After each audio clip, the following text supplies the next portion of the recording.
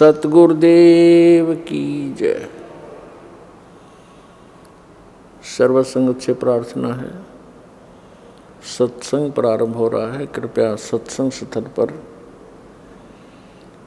शांतिपूर्वक विराजमान होकर के श्रद्धा से सत्संग सुने। परमेश्वर की प्यारी आत्माओं से पुनर्निवेदन है, सत्संग प्रारंभ हो रहा है। कृपया सत्संग स्थल पर शांतिपूर्वक विराजमान होकर के श्रद्धा से सत्संग सुने। सत सही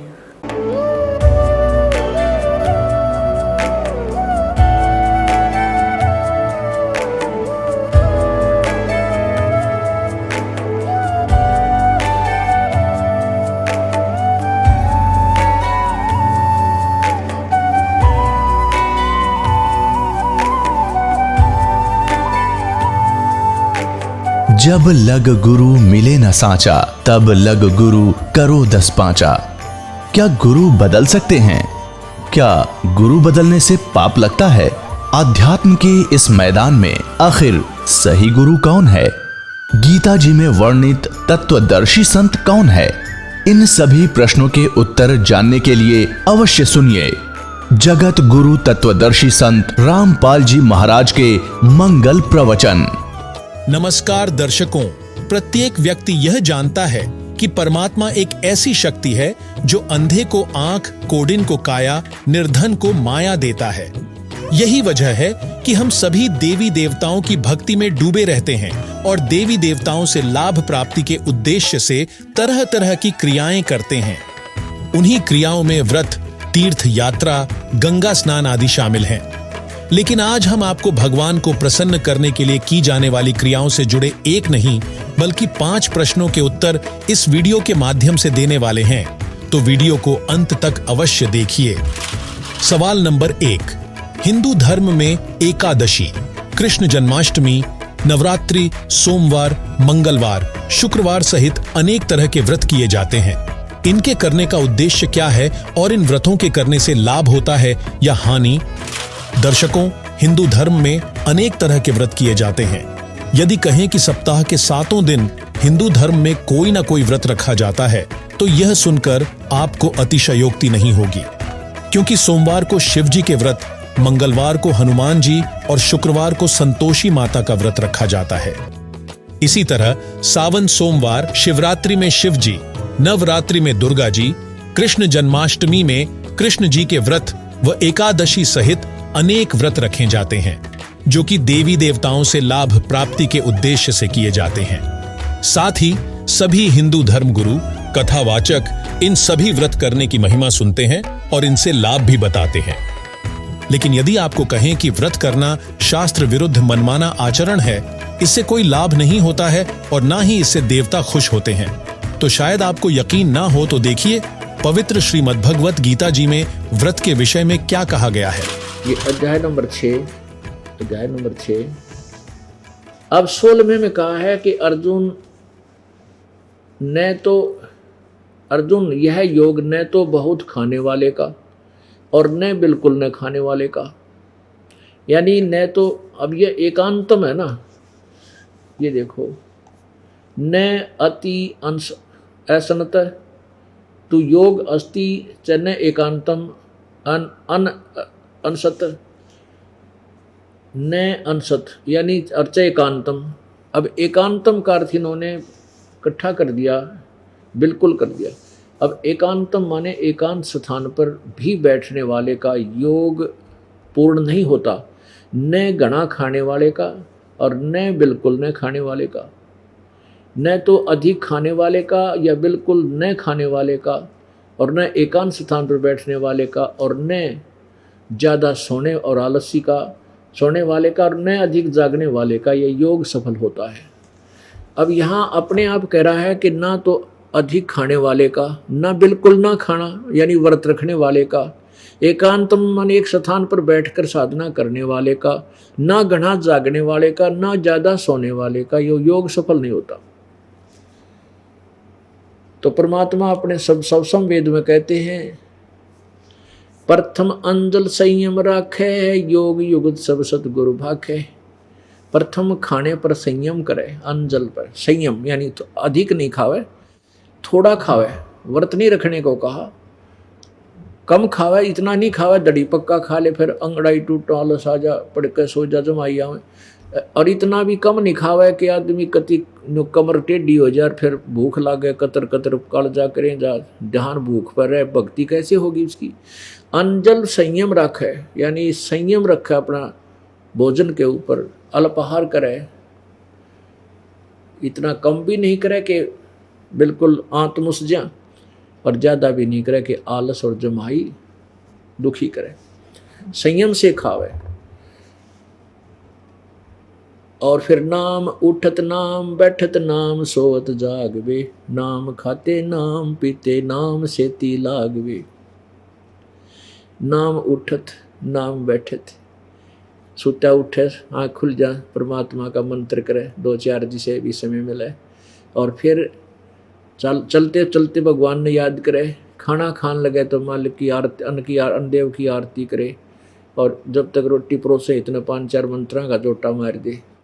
नाम उठत नाम बैठत नाम सोवत जागवे, सोने से पहले प्रभु को याद करके 10-20 मंत्र जिसे बने श्वास के सेवन करता करता सो जा।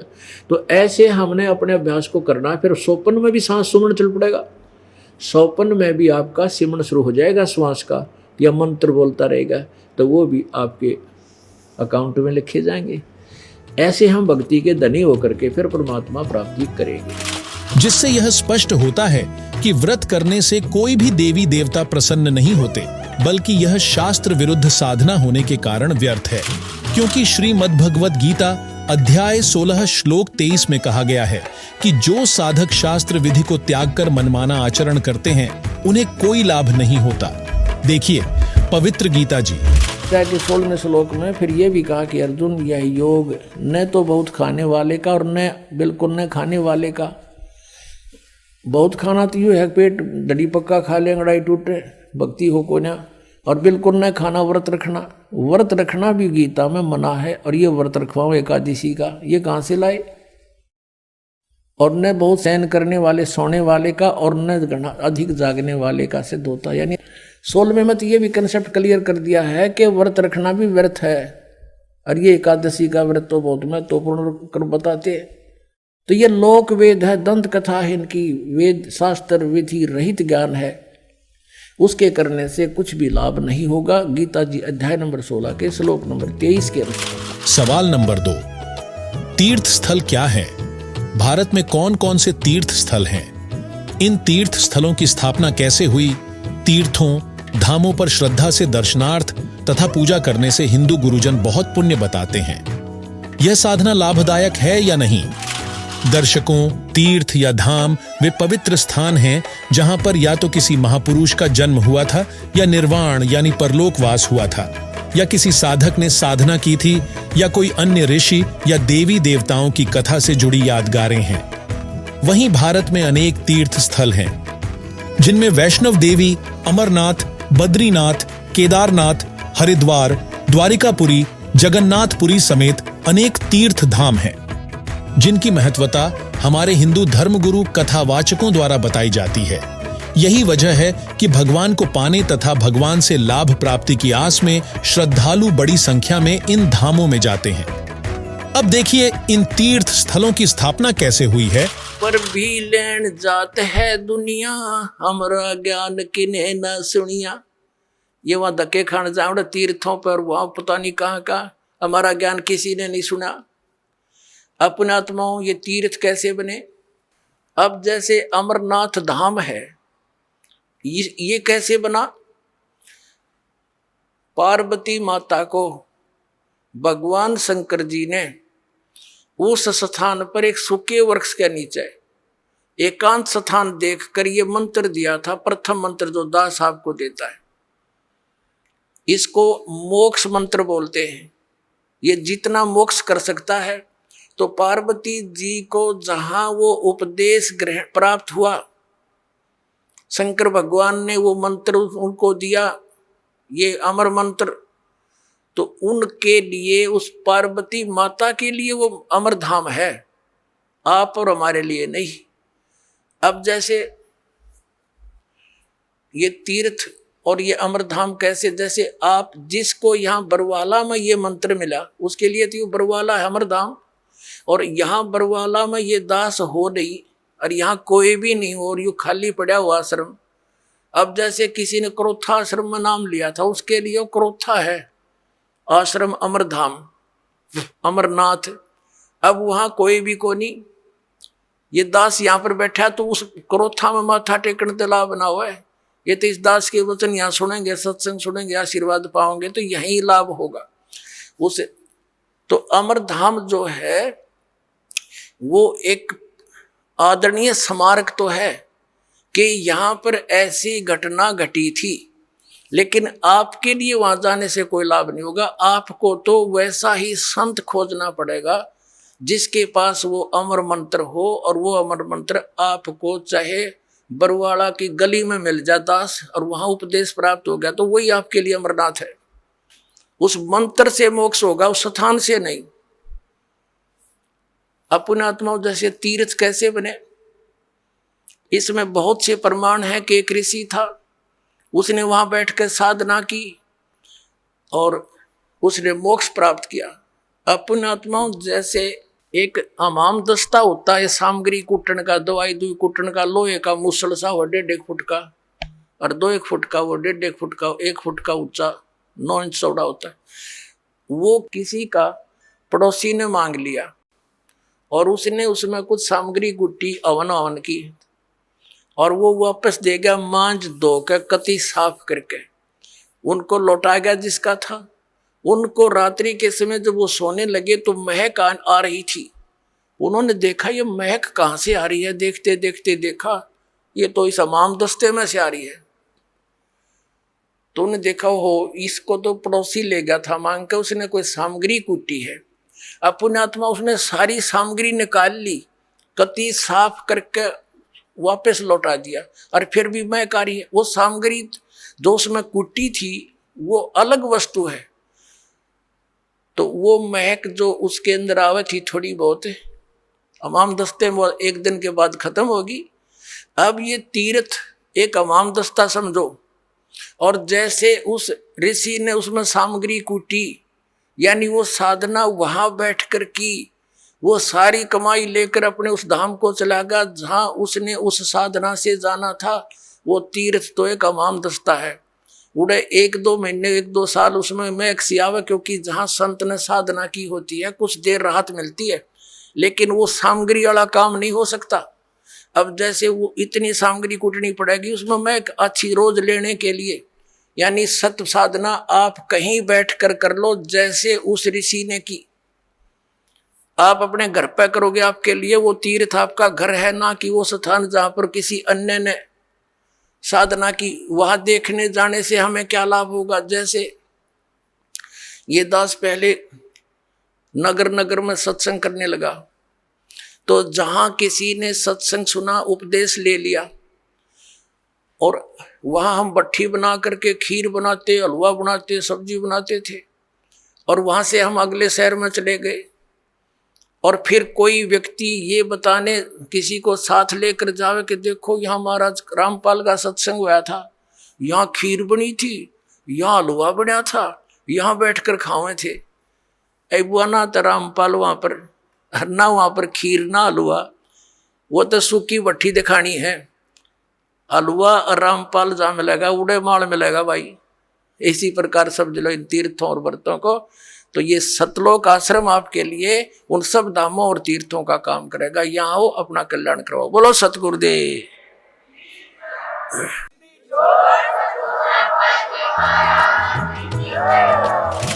अब सुनिए केदारनाथ की स्थापना। अपने आत्मा परमात्मा आकर बताया करते थे कि जिन धामों की आप पूजा करने जाते हो इन धामों की कुछ कम से कम तुम स्थापना देखो कैसी हुई है। इन तीर्थों की ये स्थापना कैसी हुई, और फिर ध्यान से सोचो, विचार करो। आज बालक नहीं हो, आप शिक्षित हो, उनके इतिहास उनकी जीवनी हमारे पास उपलब्ध है, उनको पुनः विचार करके ग्रहण करो उनको त्याग दो। देखो जितने भी तीर्थ हैं, धाम हैं और जितने भी ये पवित्र स्थल हैं, आदरणीय हैं, ये आदरणीय यादगारें हैं, लेकिन वहां जाने से मोक्ष नहीं हो सकता। आपको बहुत बार बताया है, परमात्मा भी आकर स्वयं बताया करते थे और कहा करते थे कि इन धामों पर जाने से आपका मोक्ष नहीं, उल्टा पाप और पाप प्राप्त और जीवन नाशी आपका होता है। आपको एक झलक दिखाते हैं ये तीर्थ कैसे बने जहां हम पूजने जाते हैं। देखिएगा एक पुस्तक, ये पुस्तक है हिमालय तीर्थ। ये पुस्तक है हिमालय तीर्थ और ये हमारे शंकराचार्यों द्वारा दिए गए ज्ञान है, दिया गया ज्ञान है। ये है जेपी नबोरी इसका प्रकाशक है। ये देखिएगा हिमालय तीर्थ, जेपी नबोरी, उप मुख्य कार्यकारी श्री बद्रीनाथ केदारनाथ मंदिर समिति, ट्रैक्स एंड टूर्स कलकत्ता, और ये यहाँ से छपे हैं। अब हम इसके आपको ये देखिएगा उत्तराखंड के पंच केदार, ये पृष्ठ नंबर 17 है, यहाँ से हम प्रारंभ कर रहे हैं। ये 18 पृष्ठ है, यहाँ से हम ये 17 पृष्ठ है। उत्तराखंड के पंच केदार श्री केदारनाथ भारत के उत्तर नागाधिराज की सुर में उत्पत्तिका में स्थित केदार क्षेत्र प्राचीन काल से मानव मात्र के लिए पावन मोक्षदायक रहा है। इस क्षेत्र की प्राचीन एवं पौराणिक महत्व के संबंध में स्वयं भगवान शंकर ने स्कंद पुराण में माता पार्वती के प्रश्न का उत्तर अपने श्रीमुख से निम्न प्रकार दिया है। ठीक है, हे प्राणेश्वरी, यह क्षेत्र उतना ही प्राचीन है जितना कि मैं हूँ। मैंने इसी स्थान पर सृष्टि की रचना के लिए ब्रह्मा के रूप में परब्रह्म तत्व प्राप्त करके सृष्टि निर्माण का शुभारंभ किया। तभी से स्थान मेरा चिरप्रिय समान है। भगवान शंकर का सुप्रसिद्ध ज्योतिर्लिंग भारत के विख्यात 12 ज्योतिर्लिंगों में से 11वां ज्योतिर्लिंग है। सुदूर उच्च हिमालय में समुद्र तल से 11,750 फीट की ऊंचाई पर श्री नर और नारायण ऋषि द्वारा प्रतिष्ठित है। पुराणों के अनुसार इस पुण्य फलदायी ज्योतिर्लिंग की स्थापना के संबंध में इसका इस प्रकार वर्णन अनंत रत्नों के जनक अतिशय पवित्र केदार नामक अत्यंत शोभा से युक्त शिखर पर पूर्व काल में महातपस्वी अपने आत्माओं ये तीर्थ और ये धाम कैसे बने हैं इसकी थोड़ी सी झलक दिखाएंगे, फिर दास मौखिक सुनाएगा, वो अच्छा समझ में आएगा। अब देखिएगा, अब हम 18 पृष्ठ पर आगे 17 पर पढ़ लिया। यहाँ पर पीछे से हमने पढ़ा है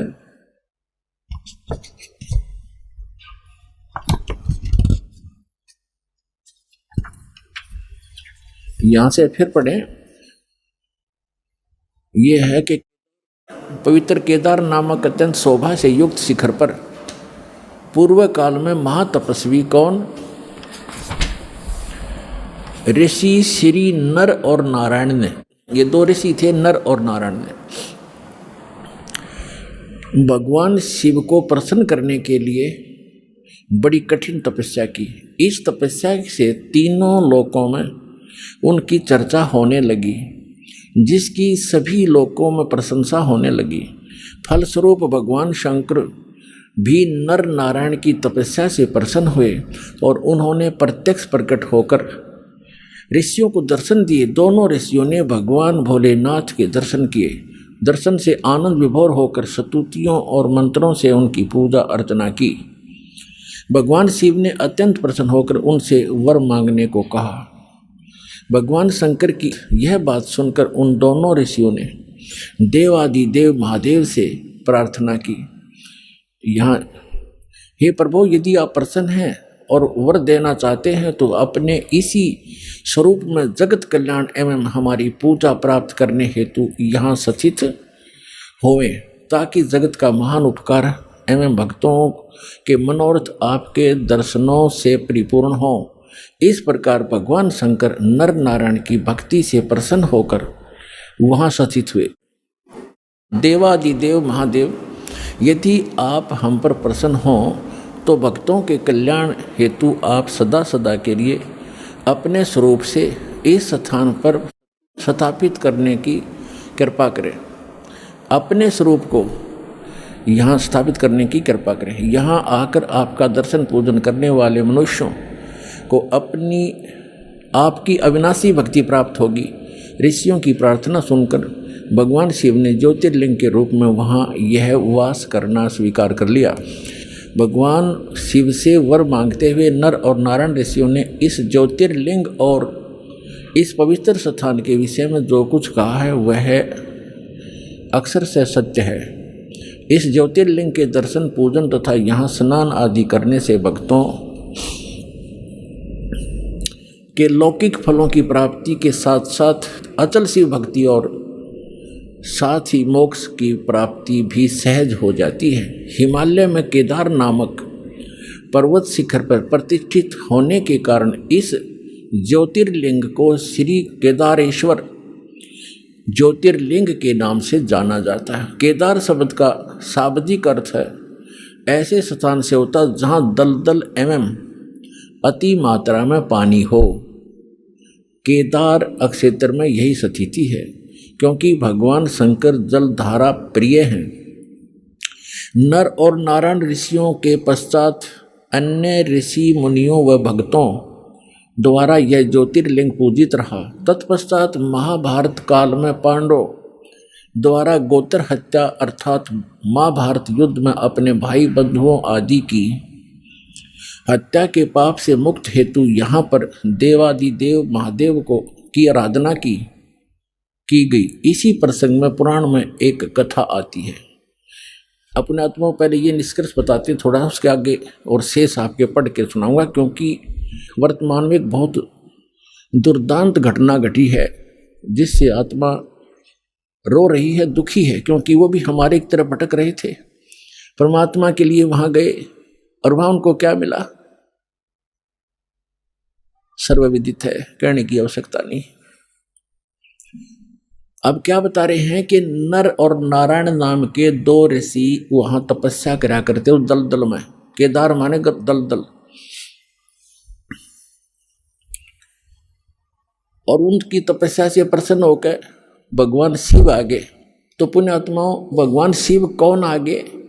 इस काल के जाल को कबीर भगवान ने आके समझाया है कि ये काल जो है, जैसे इसने गीता अध्याय नंबर 4 के श्लोक नंबर 5 और 9 में कहा कि अर्जुन, मेरे और तेरे बहुत जन्म हो लिए, तू नहीं जानता मैं जानता हूं, मेरे जन्म और कर्म अलौकिक हैं। और गीता अध्याय नंबर 7 के श्लोक नंबर 24 और 25 में इसने बताया है कि मैंने एक प्रतिज्ञा कर रखी है, मैं अपनी योग माया से छुपा रहता हूं, कभी भी किसी के सामने अपने वास्तविक रूप में स्पष्ट नहीं होता। अब इसने क्या जुल्म कर रखा है, जैसे दास ने बताया। और आपने इतिहास पढ़ा भी, हिमालय तीर्थ नामक पुस्तक में आचार्यों शंकराचार्यों द्वारा रची हुई है, केदारनाथ के द्वारा, उस सोसाइटी समिति के द्वारा प्रकाशित है, लिखी हुई है। इसमें कहा कि नारायण एक नर और नारायण नाम के दो भगत थे और वो तपस्या कर रहे थे शिव जी की। वो करें किसकी थे? वो कर ही रहे थे, भक्ति आके खड़ा हो गया, यूं काल आ गया शिव रूप धारण करके और उनके मन में प्रेरणा कर दी। उन्हें जो मांगा वही बता दिया। वहाँ एक पत्थर का लिंग खड़ा कर दिया, अगले पूज लियो इसने बता। अब उस केदारनाथ बना के धर दिया। उस काल ने एक मंदिर, एक जादूगर बना देता है, छोटी मोटी रचना। एक बार विश्वामित्र ने इतनी तपस्या कर ली कि वो एक अपने भगत को स्वर्ग भेजना चाहता था, उसको लोग अछूत कहते थे, तो इंद्र ने उसको रिजेक्ट कर दिया, वापस भेज दिया। तब उसको पता चला तो उसने नारा स्वर्ग रचने की ठान ली और अपनी सिद्धि छोड़ने लगा। तभी इंद्र ने आके अक्षमा याचना की कि वहाँ झगड़ा हो जाएगा, दो स्वर्ग बनेंगे, हमारा जो है ना शांति भंग हो जाएगी, आप ऐसा ना करो। तो ये तो एक ऋषि कर देता है, छोटी मोटी कहानी। क्या इससे मोक्ष हो गया? एक पत्थर का टुकड़ा स्थापित कर दिया लिंग और उसको कह दिया तुम इसमें पूजने जाइयो। ये काल का जाल है और यह आज आपके सामने भी हो रहा है। उसके बाद क्या हुआ, आगे कथा सुनाते हैं ये कैसे छल करता है जीव के साथ। ये तो केदारनाथ की स्थापना आपने सुन ली कि नर और नारायण नाम के 2 ऋषि भक्ति कर रहे थे, यूं आके खड़ा हो गया काल के मांगो क्या मांगते हो। उन्होंने क्या मांगया कि आप यहीं रहियो, पत्थर का एक, तो उसने पत्थर का लिंग बना दिया, किसी ने पूज लियो और वो खिस गया। अब मारे जाओ माथा उस पत्थर में, पूजने जाओ उसको। अब ये काल क्या करता है,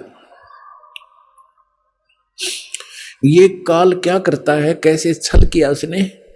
उनके अंदर यह प्रेरणा भर दी क्योंकि इसके रिमोट में है कि आप यहाँ स्थापित हों। उसने एक पत्थर धर दिया, लिंग, पत्थर का टुकड़ा, कि इसने पूज लिया करियो। काल कह रहा मैं ऐसे भ्रमित करूंगा इन सभी को। और इसमें यह भी प्रमाण दिया है कि वहां उसके दर्शन करने जाने वालों को लौकिक भी लाभ होगा इस लोक का, और उनकी जो है उनको मोक्ष भी सहज प्राप्ति हो जाएगी। अब ये 15-20 हजार ने तो होगी मोक्ष प्राप्ति, वो मर गए बेचारे दब के दलदल में। तो पुण्यात्मा अब भी इतने जबरदस्त ठोकर लगी है मानव के, अब भी आंखें नहीं खुलेंगी तो आपने भांग घनी पी रखी है काल की। परमात्मा कहते हैं कबीर ये माया अटपटी, सब गठान अड़ी, और किस किस को समझाऊं या कुएं भांग पड़ी। अब उसके बाद क्या बताते हैं कि और भी वहां पूज्य स्थान है कि एक समय जैसे काल ने गीता ज्ञान देते समय श्री कृष्ण में प्रवेश करके कहा था कि अर्जुन तेरे दोनों हाथों में लड्डू, यदि युद्ध में मारा गया तो स्वर्ग जाएगा, और यदि युद्ध में जीत गया तो पृथ्वी का राज भोगेगा, आनंद करेगा, और तुझे कोई पाप नहीं लगेगा, मैंने सब मार रखे हैं, तू हो युद्ध के लिए खड़ा। उसको डरा धमका भयंकर रूप दिखा, तैयार कर दिया युद्ध के लिए। जब सारा महाभारत का नाश हो लिया, 18 करोड़ व्यक्ति मर गए लड़के कट के, और फिर उस युधिष्ठिर को बुरे बुरे सोपन दिखाई देने लगे। फिर श्री कृष्ण जी के उनके धार्मिक गुरु भी थे। दूसरे अध्याय के 7वें श्लोक में अर्जुन स्वयं स्वीकार करता, आप हमारे गुरु हो, मैं आपकी शरण हूं, हमें जो ज्ञान यथार्थ ज्ञान हो वही बताइएगा। अब से जब श्री कृष्ण जी के अंदर काल नहीं था, जब दोबारा उनसे समाधान पूछने गए कि भाई कोई ऐसी क्यों, भाई की स्थिति क्यों होगी ऐसी, तब उन्होंने बताया कि तुमने जो महाभारत में, श्री कृष्ण जी ने बताया कि जो तुमने महाभारत में बंदूकघात किए थे, सेना मारी थी, वो दुख, वो पाप तुम्हें दुखी कर रहा, उसके लिए यज्ञ करो। और वो सारा कुछ कर लिया। फिर क्या कहा, श्री कृष्ण जी की भी मृत्यु होगी, उसे एक तीर मार दिया था एक शिकारी ने भगवान श्री कृष्ण के पैर में। तब ये सभी पांडव वहां गए, तब श्री कृष्ण जी ने कहा कि तुम मेरे शिष्य हो और मेरे रिलेटिव भी हो, मेरी एक बात सुन लेना कि तुम सभी जाकर के हिमालय में जाकर गल जाना, वहां तपस्या करना, जब तक अंत ना हो तुम्हारे शरीर का, तुम्हारे पाप नाश हो जाएंगे तो तुमने महाभारत में किए थे, बंदूकघात किया था। तब अर्जुन के मन में शंका आई कि पहले तो जब गीता ज्ञान दे रहे थे भगवान, आप कह रहे थे आपको कोई पाप नहीं लगेगा, फिर दूसरी बार जब हम भाई के समाधान के लिए आपके पास आए थे, इनको भयंकर सौपन आते हैं, सिर कटे हुए धड़ दिखाई देते हैं, हाहाकार मची दिखाई देती है इसको सौपन में, ये दुखी होकर बैठ जाता है। तब आपने कहा था कि आपके ऊपर महाभारत में किए पापों का, उन हत्याओं का पाप है, यज्ञ करो। हमने यज्ञ भी कर ली। आज फिर आप कह रहे हो कि आपके ऊपर बंदूकघात का वो पाप है, हिमालय में जाकर के तपस्या करके गल मरो। भगवान आपने ये क्या किया हमारे साथ। तब श्री कृष्ण जी ने कहा कि अर्जुन, ये सूक्ष्म वेद में लिखा है कि मुझे नहीं मालूम मैंने गीता ज्ञान दाता देते समय क्या कहा था, लेकिन अब मैं जो बता रहा हूं ये करना पड़ेगा तुम्हें, और कोई विकल्प नहीं। इतना कह के प्राण त्याग गए। राज को अपने पोते को देकर परीक्षित को वो सारे के सारे वहां पहुंच गए जहां दास कथा दिखाने चाहता है। परमात्मा कहते सूक्ष्म वेद में कि 5 पांडव गड़े हिमालय और 18 सोनी खा गया काल। 18 सोनी को खा गया काल। अरे पांचों पांडव गड़े हिमालय, वहां जाके गड़ में रेवत है। अरे उन खा गया काल पाप, इनके सिर पर धर दिया। और देखा आगे जाके फिर इनका और नाश करवा दिया। वो क्या करवाया, अब पढ़ के सुनाता हूं। ये हम पढ़ रहे हैं हिमालय तीर्थ पुस्तक, इसके 18 पृष्ठ पे। ये हिमालय तीर्थ पुस्तक, इसके 18 पृष्ठ पे हम पढ़ रहे हैं। आगे ये क्या है, ये प्रकरण पहले मौखिक सुनाऊंगा, आसानी से समझ में आएगा जो पढ़ा जाएगा। इसमें क्या कहा है कि एक समय जब ये पांचों पांडव और द्रौपदी सहित वहां और कुंती सहित हिमालय में तपस्या कर रहे थे, तो क्या किया कि ये भगवान शिव आगे एक भैंस, दूध वाली भैंस का रूप बना के, और भीम ने देखा क्या अच्छी मोटी लेवटी वाली भैंस है और दूध वाली होगी, इसने पकड़ लिया हूं, दूध दाद पी लिया करेंगे। वो उसकी तरफ भागा तो वो काल समा गया पृथ्वी में। समाते समाते उसका बैक पोर्शन रह गया, पिछला पिछला हिस्सा। कहते बली महाबली भीम ने पकड़ लिया नो चक्कस जबरदस्त और गाड़ दिए पंजे। बोला वही रुक गया वो, फिर वो पत्थर का बन गया। आकाशवाणी हुई कि इसकी पूजा किया करो। बता, भैंस के टट्टी पेशाब के पोर्शन की पूजा ला दिए फिर वह तरह के। अब दिखाता हूं आपको, ये देखिएगा, ये हिमालय तीर्थ पुस्तक हम पढ़ रहे हैं और यहां हम 18 पृष्ठ 19 पृष्ठ पर आ गए। अब इसके हिमालय तीर्थ और 19 पृष्ठ पे हम यहां पढ़ते पढ़ते आ चुके थे। नर और नारायण ऋषि, यहां क्या लिखा है, इस ज्योतिर्लिंग के दर्शन पूजन तथा यहाँ स्नान दान करने से भक्तों के लौकिक फलों की प्राप्ति होती है। लौकिक फलों की प्राप्ति के साथ साथ जो अचल शिव भक्ति और साथ ही मोक्ष की प्राप्ति भी सहज हो जाती है। जैसे आई भोगी 15,000 20,000 जैसे टीवी पर आ रहा था, वह व्यक्ति वहाँ केदारनाथ मंदिर के आसपास मर गए, उसके हजारों तो उसके मंदिर के अंदर ही मर गए और उसके परिसर में मंदिर का पता नहीं। एक वो शिवलिंग खड़ा है नो के बस उसको छू कर पानी उतर गया। तो शिवलिंग तो बच गया, बाकी सारे मर गए जो पुजारी थे। अब यहाँ देखिएगा तो क्या कहते हैं कि वहाँ जाने वालों को मोक्ष भी सहज में प्राप्त हो जाता है और लौकिक सुख भी होते। फिर गीता के ज्ञान देने की क्या आवश्यकता थी, गीता पढ़ने की क्या आवश्यकता थी, फिर वेदों की क्या आवश्यकता थी। अगर वहाँ ऐसे जाने से मोक्ष हो जाता है तो बहुत आसान। नहीं तो ये भ्रमित, ये फैलाया हुआ जाल है काल का। इसने पहले कहा था कि ऐसे भरमा दूंगा देवल देव और पाषाण पुजाऊं, या विद जीवों को भरमाऊं। जाओ जोग जीत संसारा, जीव न माने कहा तुम्हारा, जीव तुम्हारा कहा न माने। और हमारी ओढ़ हो बाद बखाने, हमारे संज्ञान के आधार से वो एडवोकेट बन जाएंगे, वकील बनेंगे मेरे, और तुम्हारे साथ विवाद किया करेंगे, तुम झूठ बोलते हो। तो परमात्मा ने कहा था एक बार वो टाइम आन दे मेरा, और बिजली पीढ़ी की जो ठीक मन रखी है उसने ठीक ना आने दे, फिर देखूंगा तेरे सारे ज्ञान और तेरे सारे समाधान फेल कर दूंगा, अपने बच्चों को अपना ज्ञान समझाऊंगा। अब जो दास आपको समझाना चाहता है, अब आगे इसमें एक और क्या पूज्य है वहां पर वो दिखाता हूं। ये देखिएगा हिमालय तीर्थ 19 पृष्ठ पे हम पुस्तक पे आ गए हैं। ये क्या बताते हैं, इसी प्रसंग में पुराणों में एक कथा आती है, हम यहां फिर से पढ़ते हैं। तत्पश्चात महाभारत काल में पांडवों द्वारा गोत्र हत्या अर्थात महाभारत युद्ध में अपने भाई बंधुओं आदि की हत्या के पाप से मुक्ति हेतु यहाँ पर देवादिदेव महादेव की आराधना की पांडवों द्वारा की गई। इसी प्रसंग में पुराणों में एक कथा आती है। भगवान वेदव्यास जी की आज्ञा से पांडव केदार क्षेत्र में आए। भगवान महिष यानी भैंस का रूप धारण करके केदार अंचल में घूमन फिरन लग गए, विचरण करने लगे। भीम ने भगवान शिव को मायावी महिष के रूप में पहचान लिया। अब ये तो लेखक की अपनी चतुरता है, उसने तन्नो देखा था कि अच्छा मोटा लेवा है और दूध बढ़िया देगी, इसने पकड़ लिया भाग के। वो गया था भैंस पकड़न, रोपण किया, उसके सिर का दर्द। ये देखो, भीम ने भगवान शिव को मायावी महिष भैंस के रूप में पहचान लिया। वे ऐसा जानकर भगवान शिव महिष रूप में पृथ्वी में समा ही रहे थे, पृथ्वी में समा ही रहे थे कि महाबली भीम ने दौड़कर उनका पिछला भाग पकड़ लिया। पांडवों की भक्ति से एवं विश्वास को देखकर भगवान शिव ने उन्हें साक्षात दर्शन दिए। आ गया काल प्रकट हो गया फिर।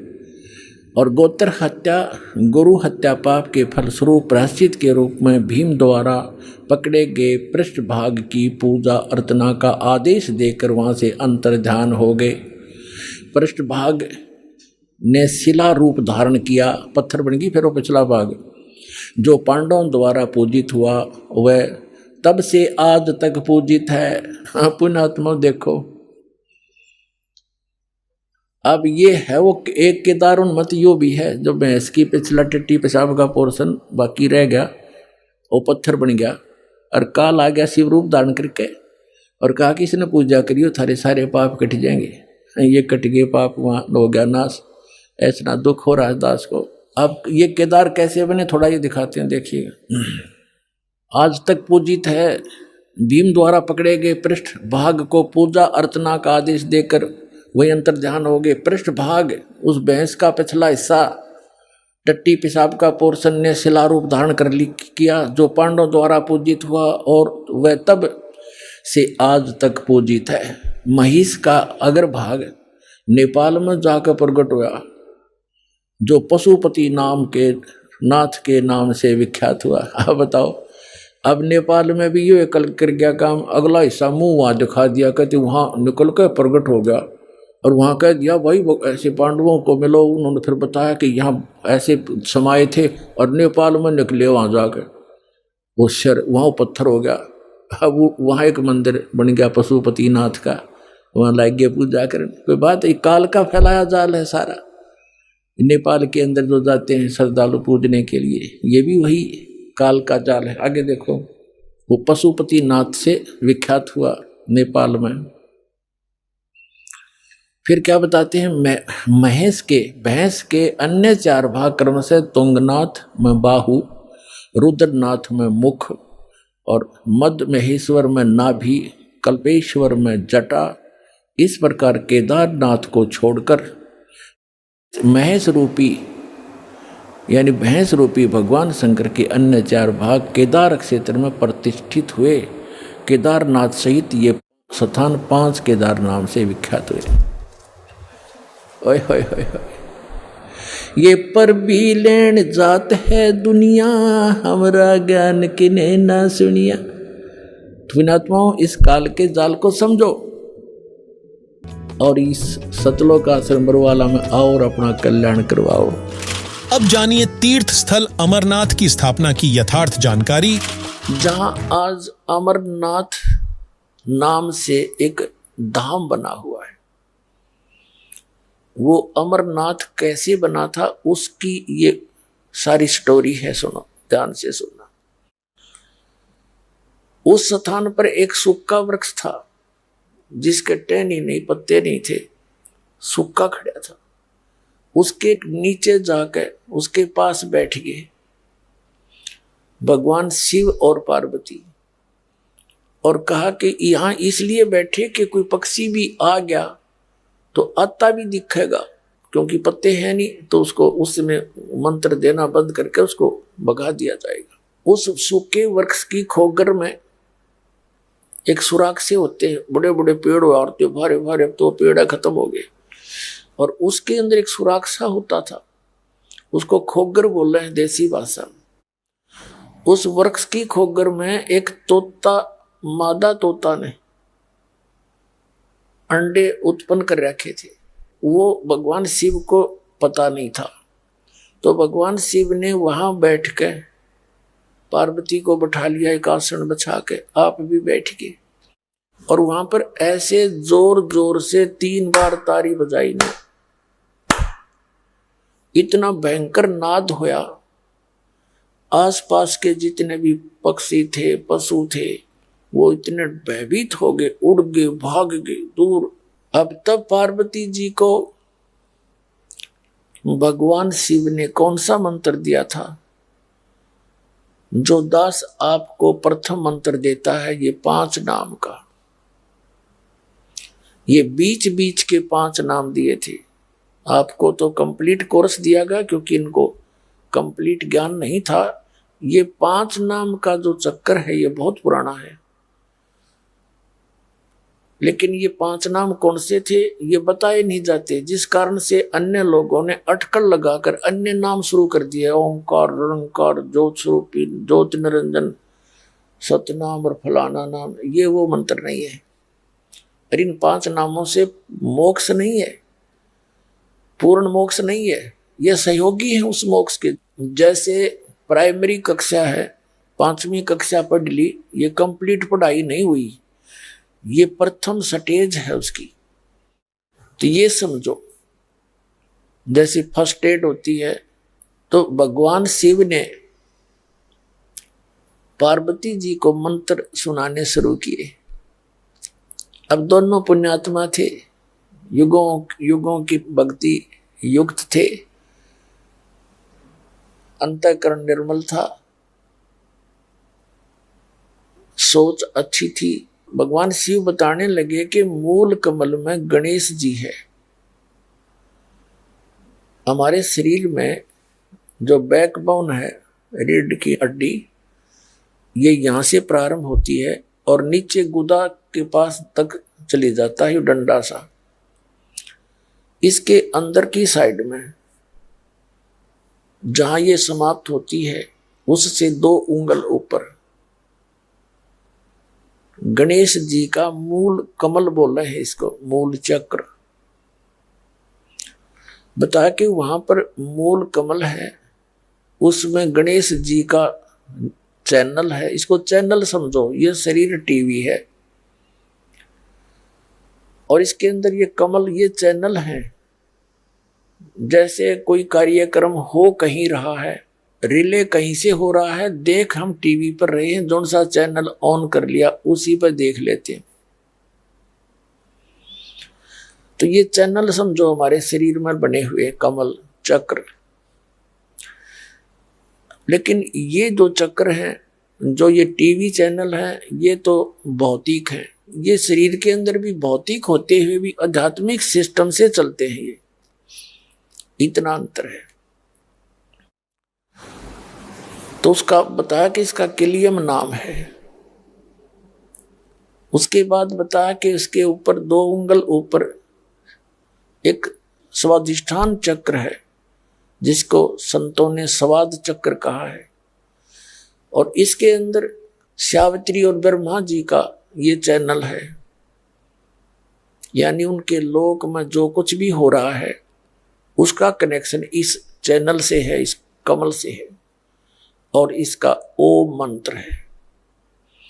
फिर बता के उससे ऊपर नाभि, सुंडी जिसको बोले, नाभि के पीछे रीढ़ की हड्डी के ही चिपका हुआ एक कमल है, जिसको नाभि कमल चक्र बोलते हैं। मूल कमल है, उसमें गणेश जी से संबंध है और उसकी 4 पंखुड़ियां हैं। सावित्री ब्रह्मा वाला दूसरा चक्र है, नीचे से उसकी 6 पंखुड़ियां जैसी, पत्तियों जैसी आकार की अंतड़ियां हैं, बहुत जैसे निशान से। फिर नाभि कमल है, इसकी 8 पंखुड़ियां हैं। लक्ष्मी और भगवान विष्णु का ये कमल है, उनके लोक से इसका कनेक्शन है, जहां भगवान विष्णु अपने विष्णु लोक में रहते हैं।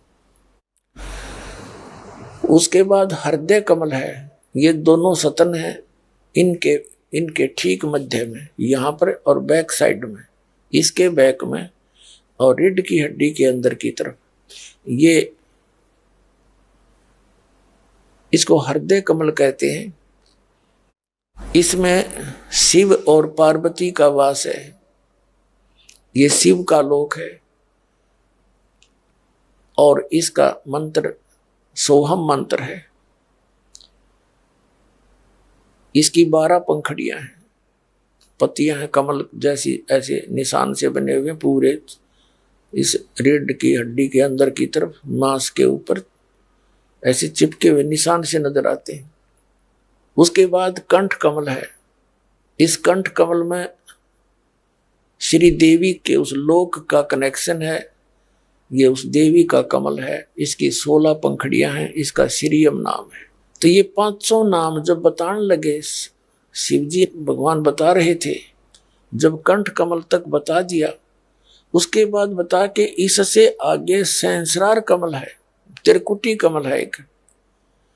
उसके बाद फिर सहस्रार कमल है 1000 पंखड़ी का। त्रिकुटी कमल पर जो है वो केवल 2 पंखड़ी का कमल है, और एक सहस्रार कमल है जिसमें ये काल ज्योति निरंजन का कमल है। और त्रिकुटी कमल ये एक ऐसा स्थान है जैसे प्रत्येक देश में प्रत्येक देश का एक राजदूत भवन होता है, और त्रिकुटी से ही सब प्राणियों को फिर आगे जहां जाना है वहां से उनका आगे जाने का रास्ता फिर वहां से शुरुआत होती है, जिसने जहां की साधना कर रखी होती। अब कंठ कमल तक जब बताया गया, पार्वती वो कहती चली गई उसका, क्योंकि वो तो पुण्यात्माएं थी, जल्दी ही उसका ध्यान उन कमलों का, क्योंकि दिव्य दृष्टि जब खुलती है तभी इनके दर्शन होने शुरू हो जाते हैं। कौन सा कमल कहाँ है, जो बताया गया सही है, मंत्र जाप करती रहे। फिर अगला किया, फिर अगला किया, तो फिर कंठ कमल से आगे जब त्रिकुटी की तरफ चली तो पार्वती बोलना बंद कर गई, यस करना बंद कर गई। पहले तो हाँ हाँ हाँ सही बता रहे हो आप, ऐसा ही है, वो तो चुप होगी। और जो जैसे भगवान शिव ने जब ऐसे ताली बजाई थी, 3 ताली बजाई थी, आवाज करी थी,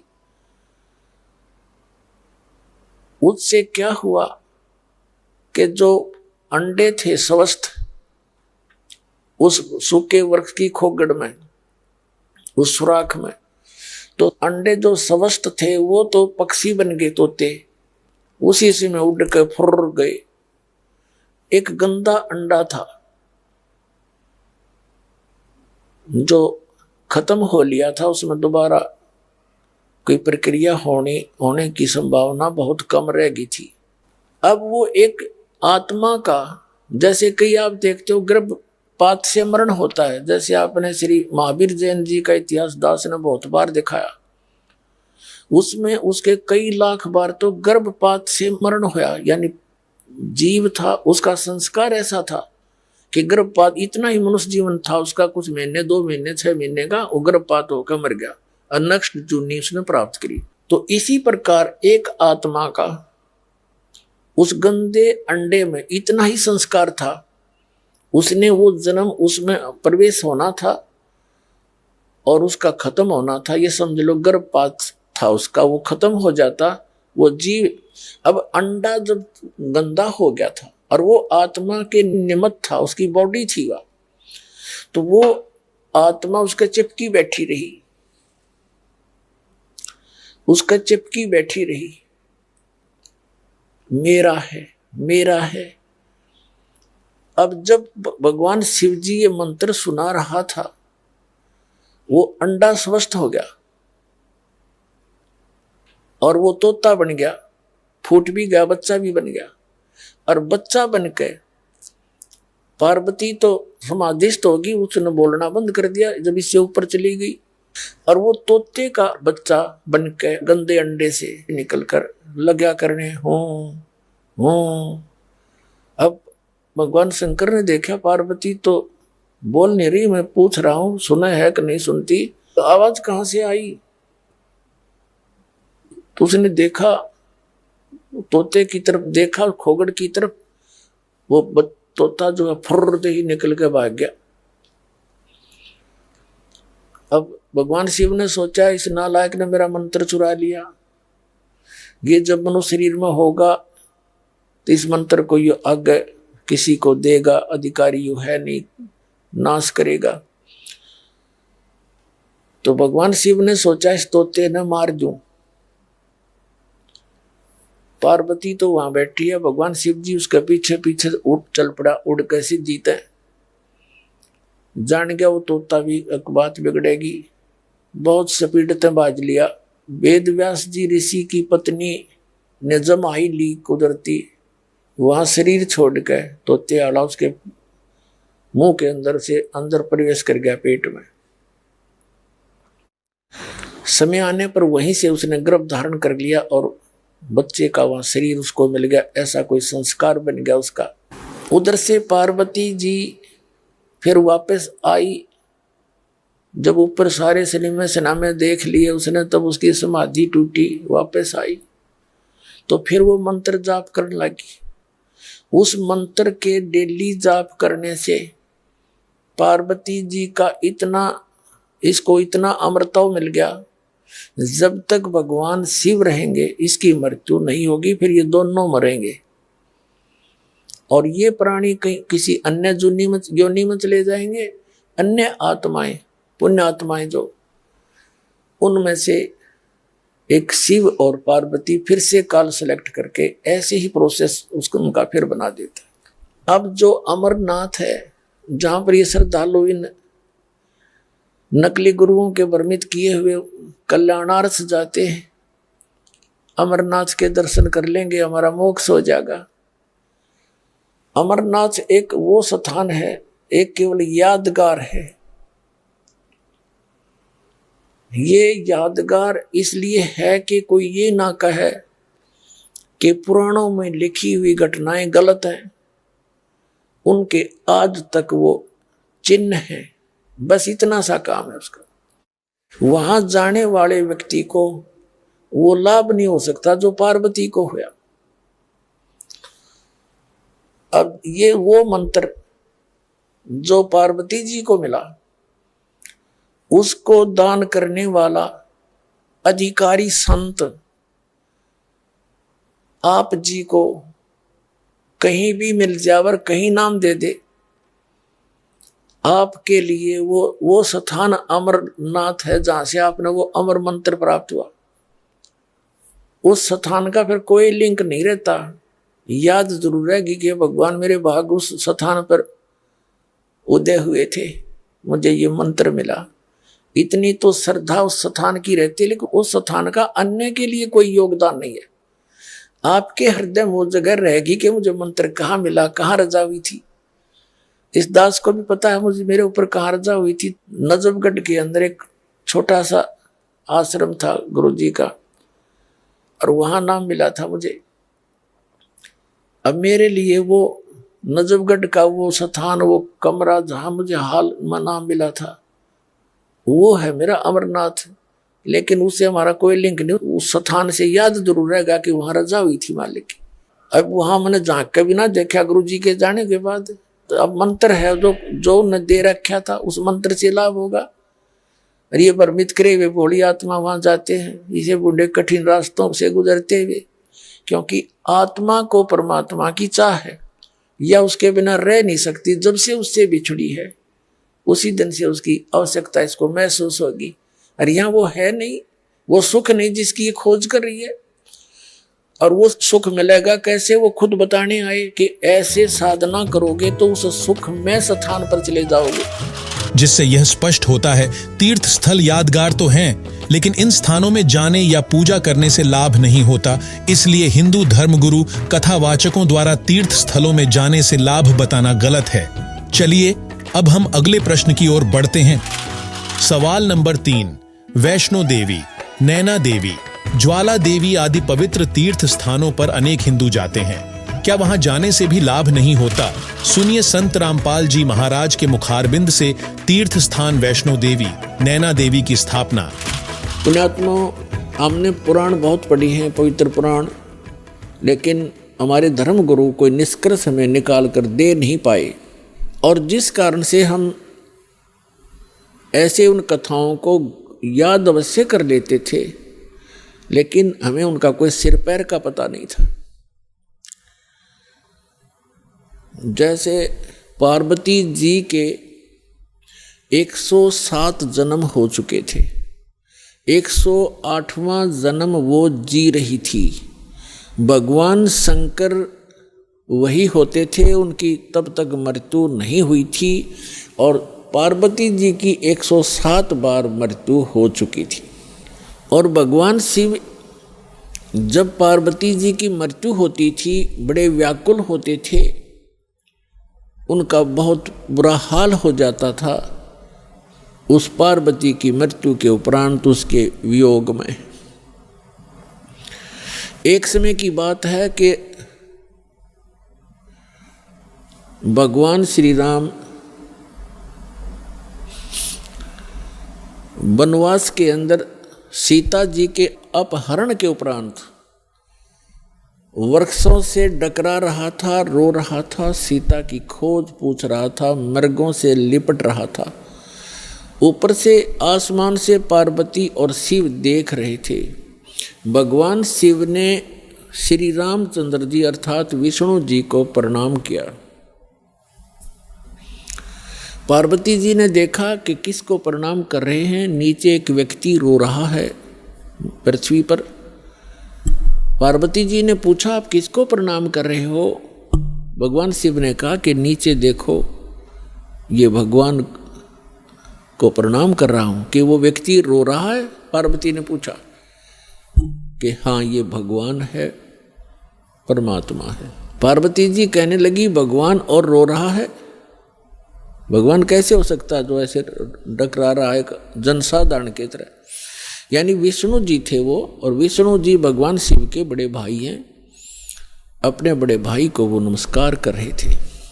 पार्वती जी ने नमस्कार नहीं किया और कहा, मैं इसकी परीक्षा लूंगी और सीता रूप बना कर जाऊंगी। यदि ये मुझे पहचान लेंगे तो मैं मान लूंगी कि ये भगवान है। भगवान शिव ने कहा कि यह गलती मत करना, यदि तू सीता रूप बना लेगी तो मेरे काम की नहीं रहेगी। उस समय तो पार्वती जी ने कह दिया कि नहीं जाऊंगी, परीक्षा नहीं लूंगी।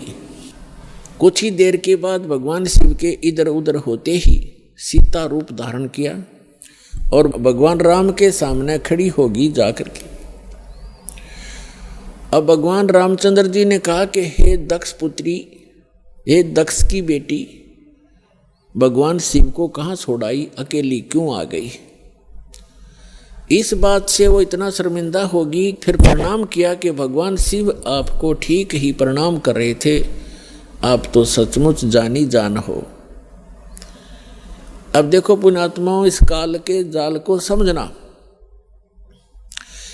श्रीमद् भगवद गीता अध्याय नंबर 7 के श्लोक नंबर 8-9 में ये गीता ज्ञानदाता काल है, ब्रह्मा विष्णु महेश का पिता है, 21 ब्रह्मांड का स्वामी है।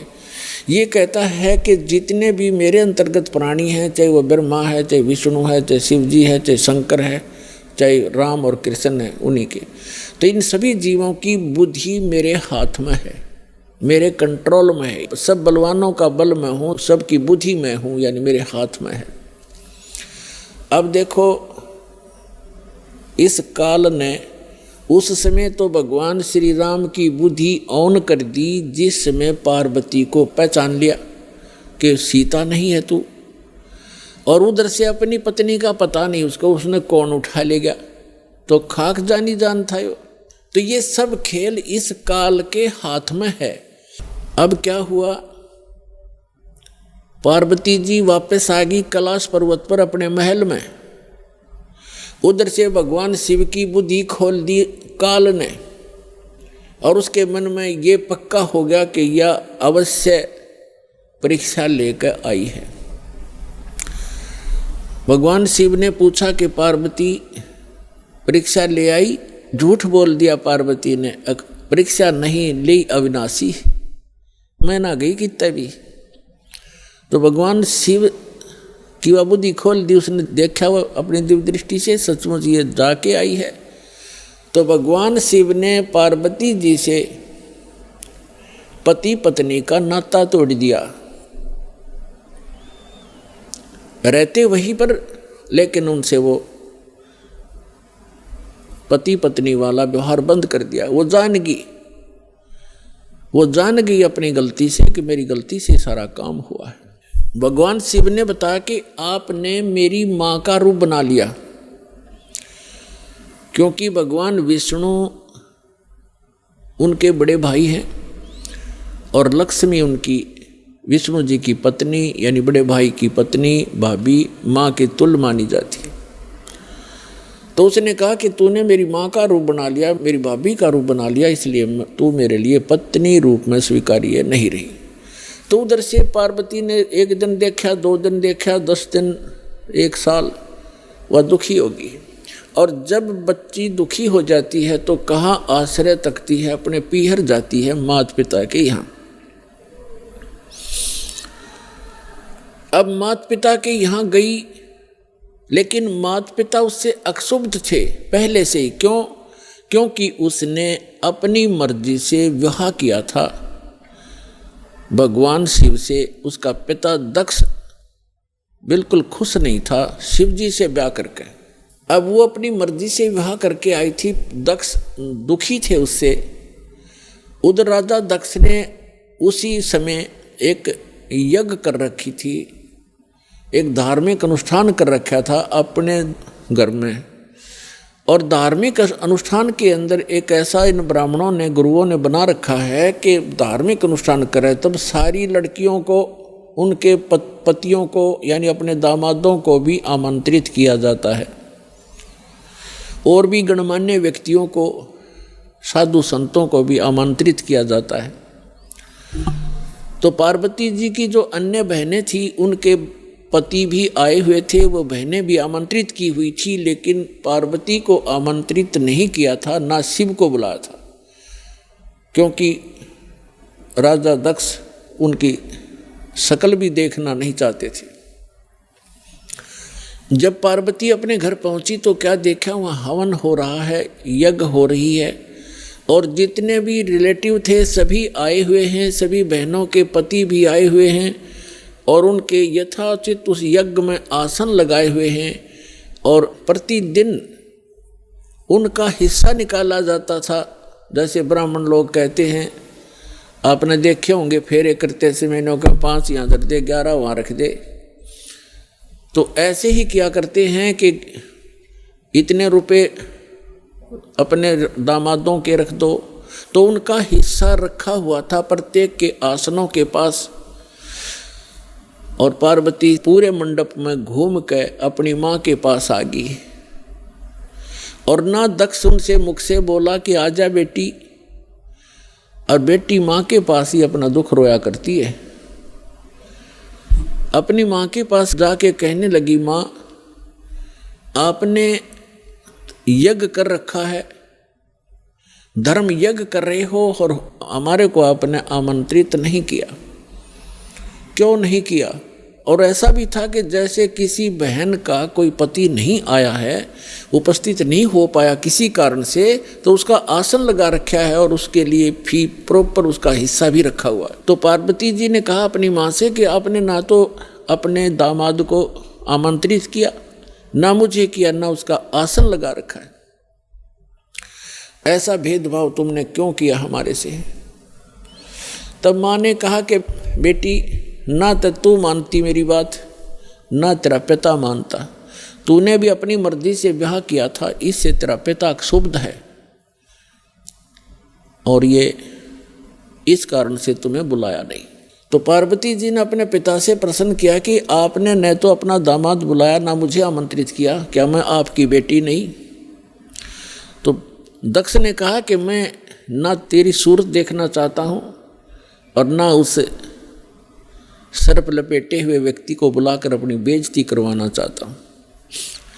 और आपको किसने बुलाया यहाँ पर? आप जा सकती हैं। इस अपमान को वो पार्वती सहन नहीं कर सकी, और एक बहुत बड़ा हवन कुंड बना रखा था को 7-8 फुट नीचा, और उसमें ये क्योंकि राजा का यज्ञ ब्राह्मणा ने कुंड से अपने घर से डालना था कि घेर कर लकड़ और सोवा बरबर कड़छे घेरे पूरे लोटे के लोटे और डीक पड़े हवन की। तो पार्वती ने कहा कि मैं करवाती हूँ तेरा यज्ञ संपूर्ण। ऐसा क्षुब्ध हुई, इतना गुस्सा मान के, और हवन कुंड में छलांग लगा के जल गई।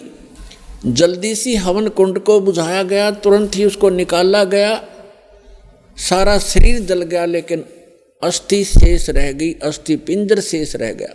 भगवान शिव को पता चला, ये बहुत लंबी कथा है। भगवान शिव ने फिर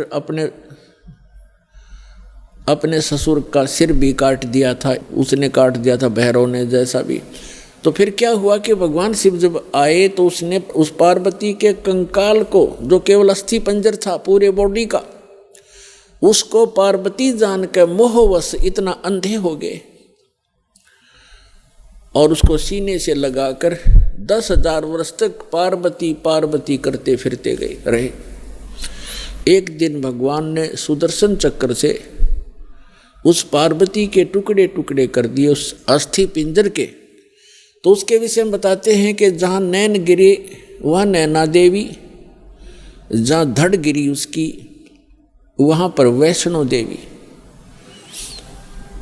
ऐसे वैष्णो देवी और नैना देवी की स्थापना हुई क्योंकि वहाँ इन पार्ट्स ऑफ द बॉडी को, शरीर के अंगों को, जहाँ नैन गिरी थी वहाँ उनकी समाधि दे दी और उसकी एक यादगार बना दी कि यहाँ पर ऐसी घटना घटी थी, कहीं आने वाले समय में कोई इन ऐतिहासिक और पौराणिक बातों को झूठा ना सिद्ध कर दे, इसलिए वो यादगार बनाई थी। और आज वहाँ पूजाएं शुरू होगी।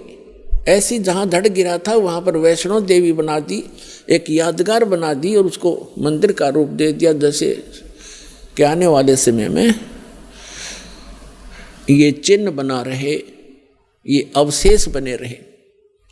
इस प्रकार ये हमारे धार्मिक तीर्थ बने। हम फिर जाने लगे, वहाँ श्रद्धा से मत्था टेकने लगे, दान दक्षिणा करने लगे, फिर पुजारी बैठा दिए, अब वहीं घंटी बजा के हम कल्याण मोक्ष समझने लगे। तो अध्यात्म ज्ञानहीनता के कारण हम ऐसा कर रहे थे, ये डले ढो रहे थे। हिमाचल प्रदेश के कांगड़ा जिले में जिस स्थान पर देवी सती की अधजली जीभ वाला भाग गिरा, वहां ज्वाला देवी के मंदिर की स्थापना हुई। वहीं जिस स्थान पर सती पार्वती जी के शरीर का नाभि वाला भाग गिरा, वहां अन्नपूर्णा देवी के मंदिर की स्थापना कर दी गई और बाद में उन स्थानों पर शास्त्र विरुद्ध साधना शुरू कर दी गई है। वहीं यदि किसी को पुराणों में लिखी घटना पर विश्वास न हो तो देखने जाओ तो जाओ, लेकिन पुण्य के स्थान पर जीव हिंसा का पाप ही प्राप्त होगा, जो आने जाने के दौरान पैरों या गाड़ी घोड़े के नीचे दबकर मरेंगे। क्योंकि इस विषय में सूक्ष्म वेद में कहा गया है कि ब्राह्मण सहंस हत्या जो होई, जल स्नान करत हो सोई, चौके करम कीट मर जाही, सूक्ष्म जीव जो दर्शय नाही, हरि भांति पृथ्वी के रंगा, अनंत कोटि जीव ढह पतंगा, तारक मंत्र कोटि जपाही, वह जीव हत्या उतरय नाही, पृथ्वी ऊपर पग जो धारे, कोटि जीव एक दिन में मारे, करे आरती संयम सेवा, या अपराध न उतरे देवा। इसी प्रकार अन्य तीर्थ स्थलों बद्रीनाथ, जगन्नाथपुरी, द्वारकापुरी आदि पर किसी आध्यात्मिक लाभ के लिए जाना अंधश्रद्धा भक्ति के अतिरिक्त कुछ भी नहीं है। इस संदर्भ में सुनिए जगत गुरु तत्वदर्शी संत रामपाल जी महाराज का आध्यात्मिक सत्संग। तो बगैर ज्ञान के, बगैर बिना किसी संत के ये साधना भी व्यर्थ है। गीता जी अध्याय नंबर 16 के श्लोक नंबर 23 और 24 में कहा कि अर्जुन, शास्त्र विधि को त्याग कर जो मनमाना आचरण करते हैं, मनमानी पूजाएं करते हैं, उनको न तो सुख होता है, न उनको कोई सिद्धि होती है और न ही उनकी कोई मोक्ष प्राप्त होता है, गति होती है। तो यूजलेस।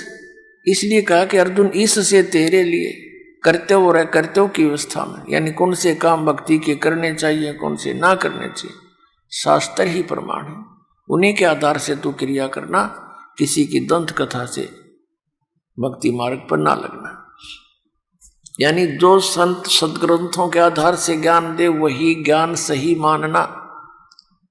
तो पुण्यात्माओं, जितने भी हमारे धर्मगुरु थे और हैं, सभी यही कहा करते, हम वेदों और गीता और पुराणों के आधार से आपको ज्ञान दे रहे हैं। तो सब संतुष्ट थे, इनसे आगे कोई ग्रंथ नहीं, इनसे आगे कोई पवित्र शास्त्र नहीं, इन्हीं से ये हमें बता रहे हैं तो फाइनल है, बिल्कुल सच है।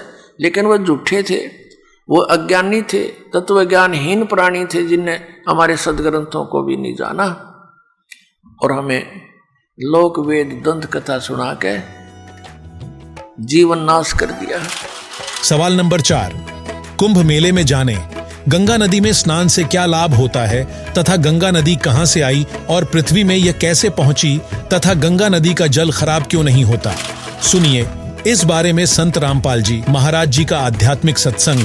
कहीं पर आप देखते हो इन भ्रमित किए हुए अज्ञानी ऋषि संतों के द्वारा के फलाने स्थान पर कुंभ का पर्व होगा, वहां पर भी लगेगी, पर भी वो है इनकी 1 घंटा 1.5 घंटा स्नान का समय निर्धारित करते हैं किसी सरोवर तालाब या दरिया में कि उसमें जो स्नान कर लेगा उसका बेड़ा पार हो जाएगा। ये कर रखा है ना ऐसा जुल्म। वहां बेड़ा पार नहीं, बेड़ा गर्क होता है। कैसे होता है?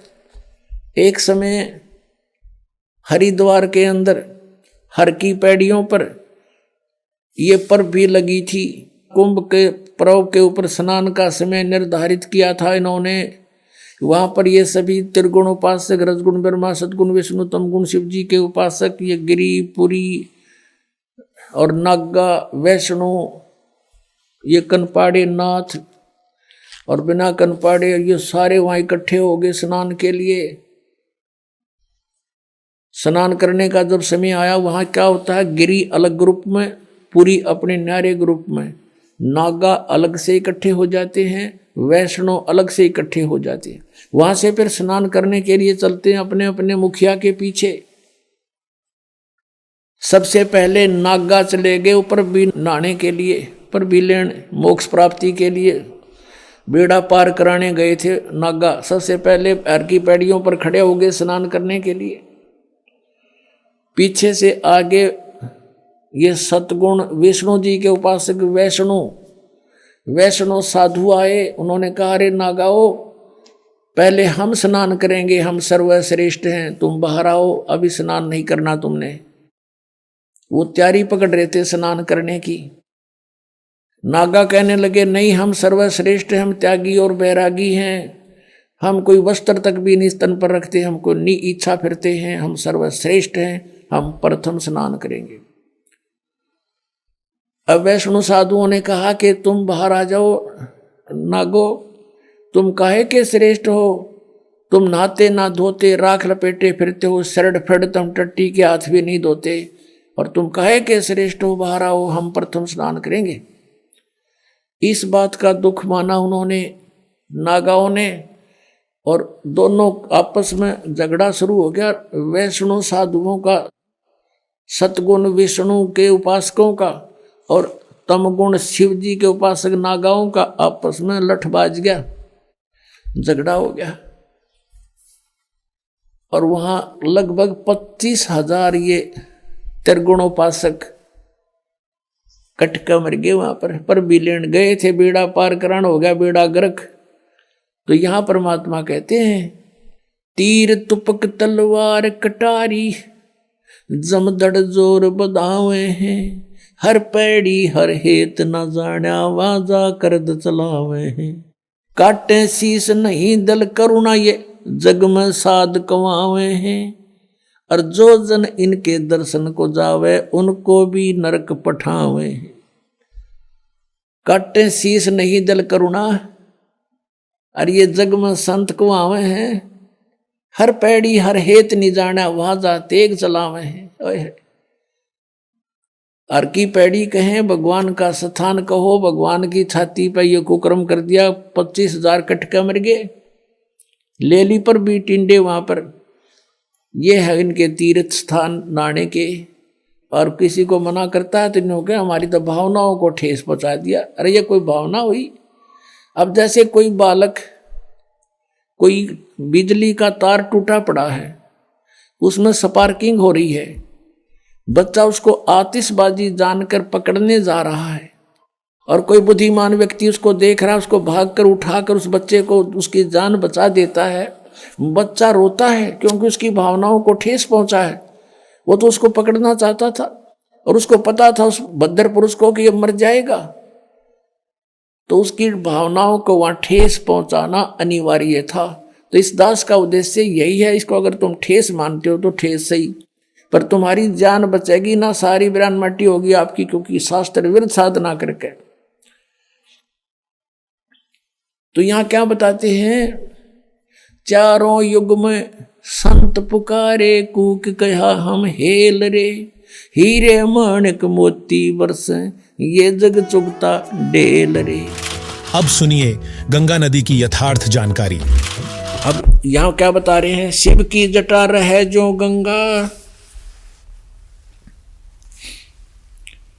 बहुर कया सरगुण प्रसंगा, शिव की जटा रहे जो गंगा, तब कर कै भागीरथ ल्याए, तिहु लोक कीर्ति दर्शाए, गुप्त वस्तु प्रगट दिखलाई, निर्गुण सरगुण समझो बाई।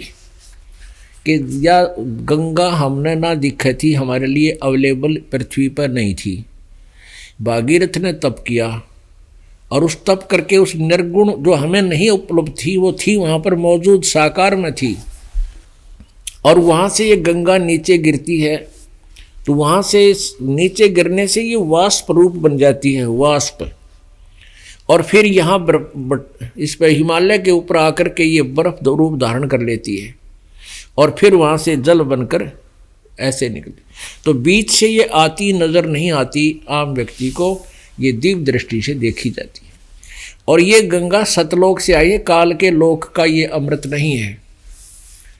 पुण्यात्माओं, अब ये बातें याद रखने की हैं कि ये तत्व ज्ञान है, इसमें सब निर्णय होगा। जो अभी तक हम खिचड़ी ज्ञान बनाए बैठे थे, किसी का सिर पैर हमारे पास नहीं था, अब ये सारा सुलझ जाएगा। कहते 9 मन सूत उलझिया, ऋषि रहे जख मारे, सतगुरु ऐसा सुलझा दे, भाई उलझे न दूजी बारे।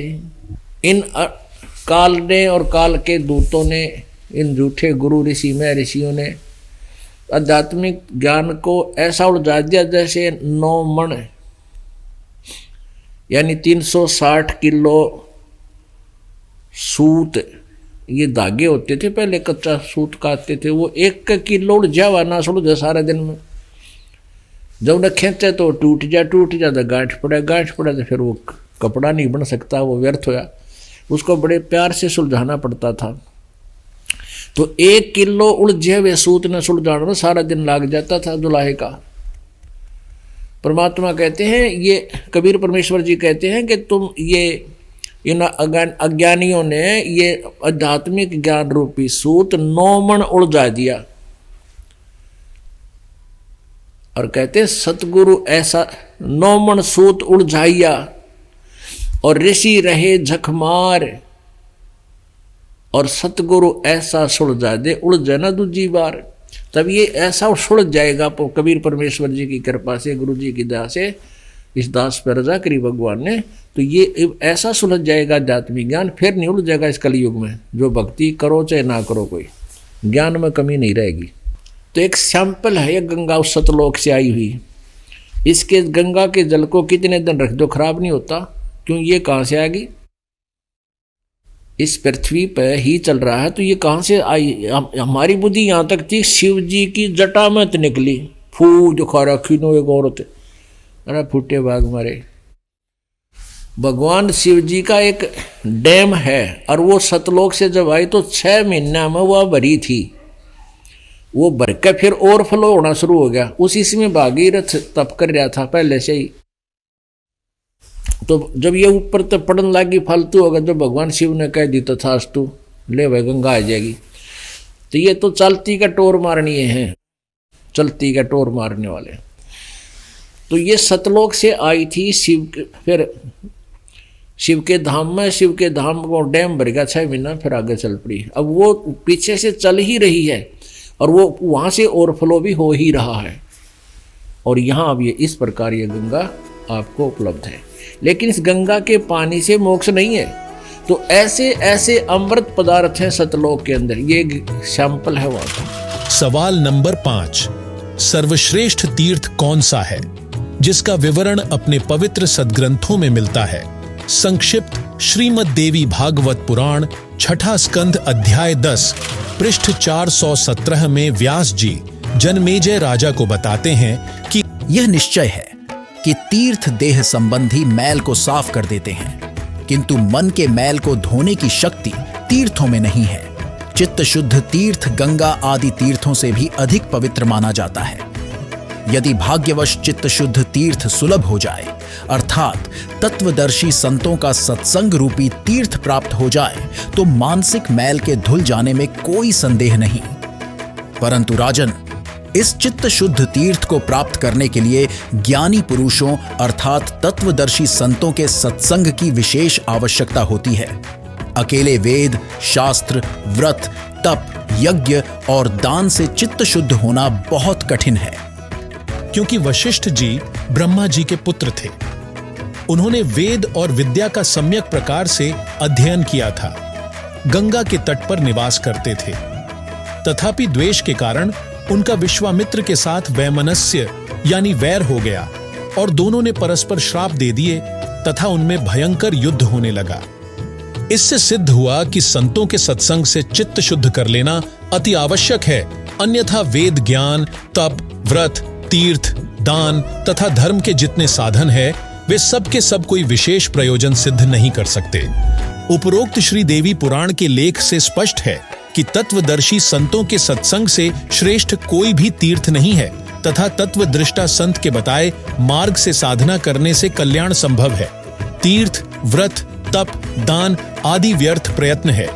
तत्वदर्शी संत के अभाव के कारण केवल चारों वेदों में वर्णित भक्ति विधि से पूर्ण मोक्ष नहीं है। परमेश्वर कबीर जी ने कहा है, सतगुरु बिन वेद पढ़ें जो प्राणी, समझे ना सार रहे अज्ञानी। सतगुरु बिन काहू न पाया ज्ञाना, ज्यों थोथा भुष छिड़े मूढ़ किसाना। 68 तीर्थ भ्रम भ्रम आवे, सर्व फल सतगुरु चरणा पावे।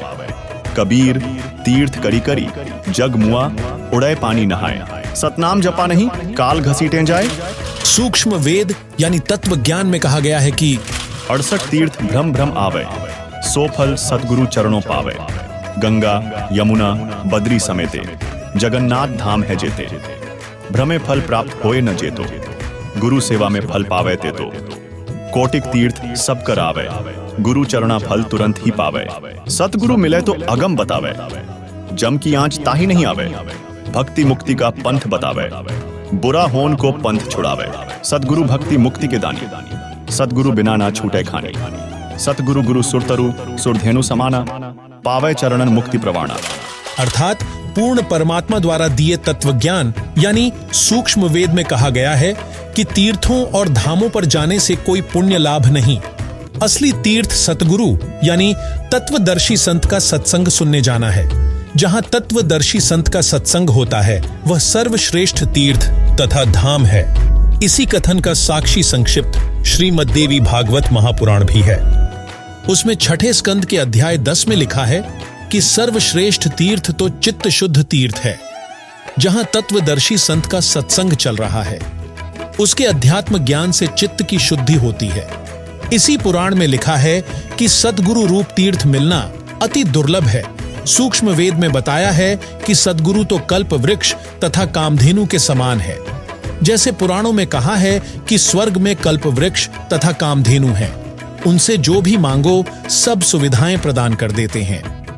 इसी प्रकार सतगुरु जी सत्य साधना बताकर सर्व लाभ साधक को प्रदान करवा देते हैं तथा अपने आशीर्वाद से भी अनेकों लाभ देते हैं।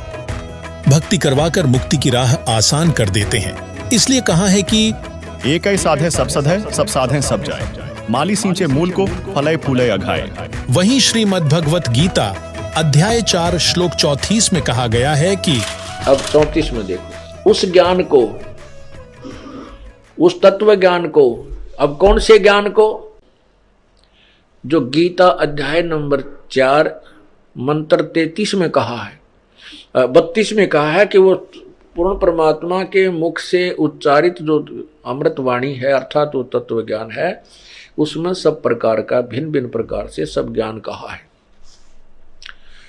और फिर 33 में ये कहा कि उस द्रव्य ज्ञान से यानी देखम देखा बगैर ज्ञान के कित दान करते धर्मादि द्रव्य देते, धन देने से ये ज्ञान यज्ञ श्रेष्ठ है। तो ज्ञान समझ।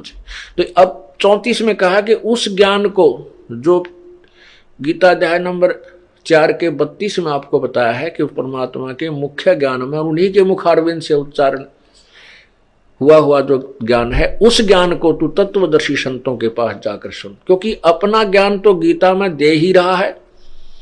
गीता ज्ञान दाता जो उसको ज्ञान है जो बताना चाहता वो तो गीता में उसने वर्णन कर ही दिया। अब कहा कि उस तत्व ज्ञान को जिसमें संपूर्ण विस्तृत ज्ञान दिया हुआ है, उस तत्व ज्ञान को किसी तत्वदर्शी संतों के पास जा। अब देखो अध्याय नंबर 4 के और ये 34 मंत्र में तो उस ज्ञान को, कौन से ज्ञान को, जो गीता अध्याय नंबर 4 के और 32वां वर्णन है किया है, उस ज्ञान को तू तत्वदर्शी संतों के पास जाकर समझ। उस ज्ञान को तू तत्वदर्शी ज्ञानियों के पास जाकर समझ। उनको भली भांति दंडवत प्रणाम करने से, उनकी सेवा करने से और कपट छोड़कर सरलतापूर्वक प्रश्न करने से वे परमात्म तत्व को, तत्वदर्शिनी व तत्वदर्शी संत, ज्ञान को जानने वाले ज्ञानी महात्मा तुझे तत्व ज्ञान का उपदेश करेंगे। अब सुनिए तत्वदर्शी की पहचान गीता में क्या बताई गई है, जिसका सत्संग सब तीर्थों से सर्वश्रेष्ठ होता है। अपने आत्माओं यहाँ एक कंसेप्ट और क्लियर करेंगे। गीता ज्ञान दाता कहता है, अब उसकी पहचान भी बताता है कि वो तत्वदर्शी संत होगा कैसा। श्रीमद् भगवत गीता अध्याय नंबर 15 के श्लोक नंबर 1 में तत्वदर्शी संत की पहचान बताई है। क्या बताया है कि ये एक संसार रूपी उल्टा लटका हुआ वृक्ष समझो, पूरा विश्व सब ब्रह्मांडों समेत, और जिसकी ऊपर को जड़ है, नीचे को तीनों गुण रूपी शाखा है। श्रीमद् भगवत गीता अध्याय नंबर 15 के श्लोक नंबर 1 से लेकर 4 में ये स्पष्ट किया है। इस उल्टे लटके हुए संसार रूपी वृक्ष की जानकारी दी है। अब आपको ये उल्टा लटका हुआ संसार रूपी वृक्ष दिखाते हैं, फिर आसानी से जो दास सब सदग्रंथों से रूबरू करने जा रहा है आपको आसानी से समझ जाएंगे। देखिएगा, ये समझो एक संसार रूपी वृक्ष है पूरा।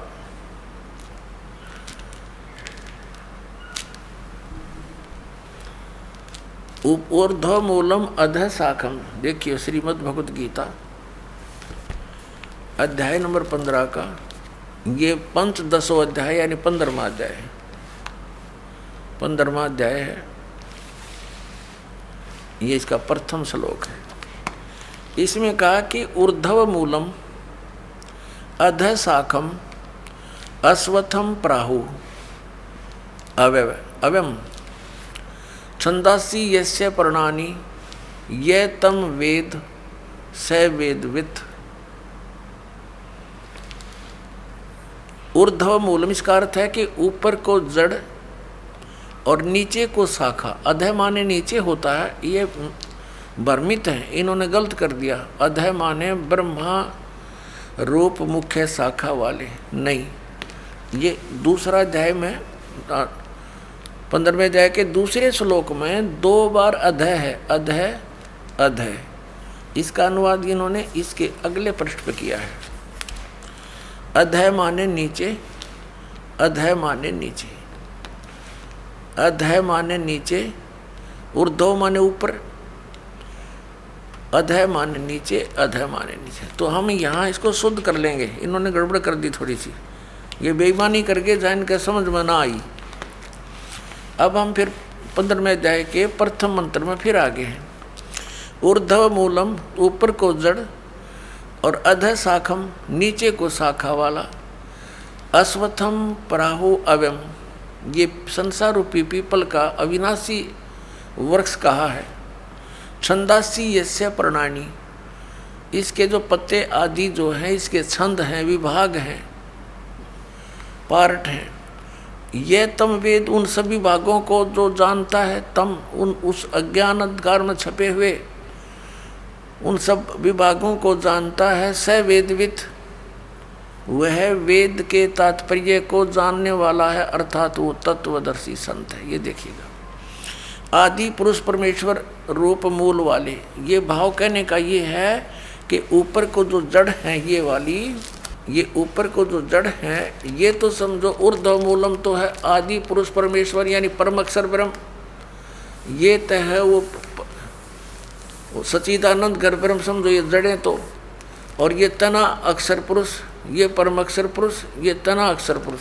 ये देखिएगा, ये पूर्ण ब्रह्म कहो, परमेश्वर कहो, परम अक्षर ब्रह्म कहो या सच्चिदानंद घन ब्रह्म कहो, ये जड़ें हैं। जैसे ये जड़, ओनली जड़। और फिर इसके बाहर जो जमीन से बाहर दिखाई देता है इसको पेड़ बोलते हैं। गीता ज्ञान दाता ने केवल इतना ही कहा कि ऊर्ध्व मूलम, ऊपर को जड़ और नीचे को शाखा वाला। ये संसार रूपी पीपल का वृक्ष का है। और जो संत इसके सभी छंद यानी विभागों को जानता है, स वेदविद, वो तत्वदर्शी संत है। परमेश्वर कबीर जी ने 600 वर्ष पहले आकर कहा था, तत्वदर्शी संत की भूमिका बताई थी अपने सच्चिदानंद घन ब्रह्म की वाणी में, अपने मुख कमल से बोलकर। वो ऐसी ही लीला करता है, वेद भी प्रमाण देते हैं। 600 वर्ष पहले लगभग परमात्मा ने बताया था कि अक्षर पुरुष एक पेड़ है जो जमीन से बाहर दिखाई देता, उसको वृक्ष बोलते।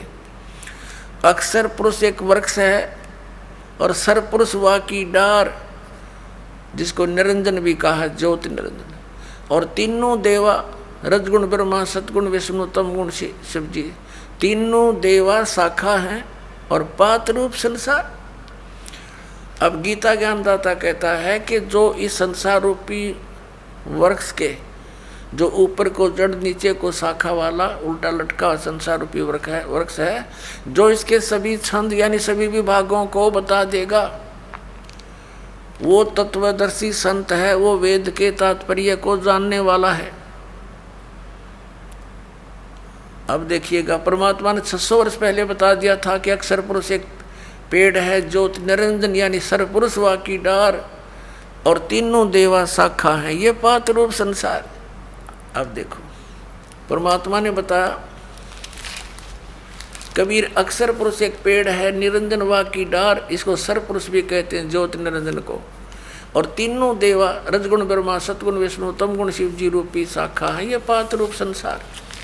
ये देखिएगा, ये क्योंकि ये जमीन से ये प्रोक्ष है, पूर्ण परमात्मा तो गुप्त है।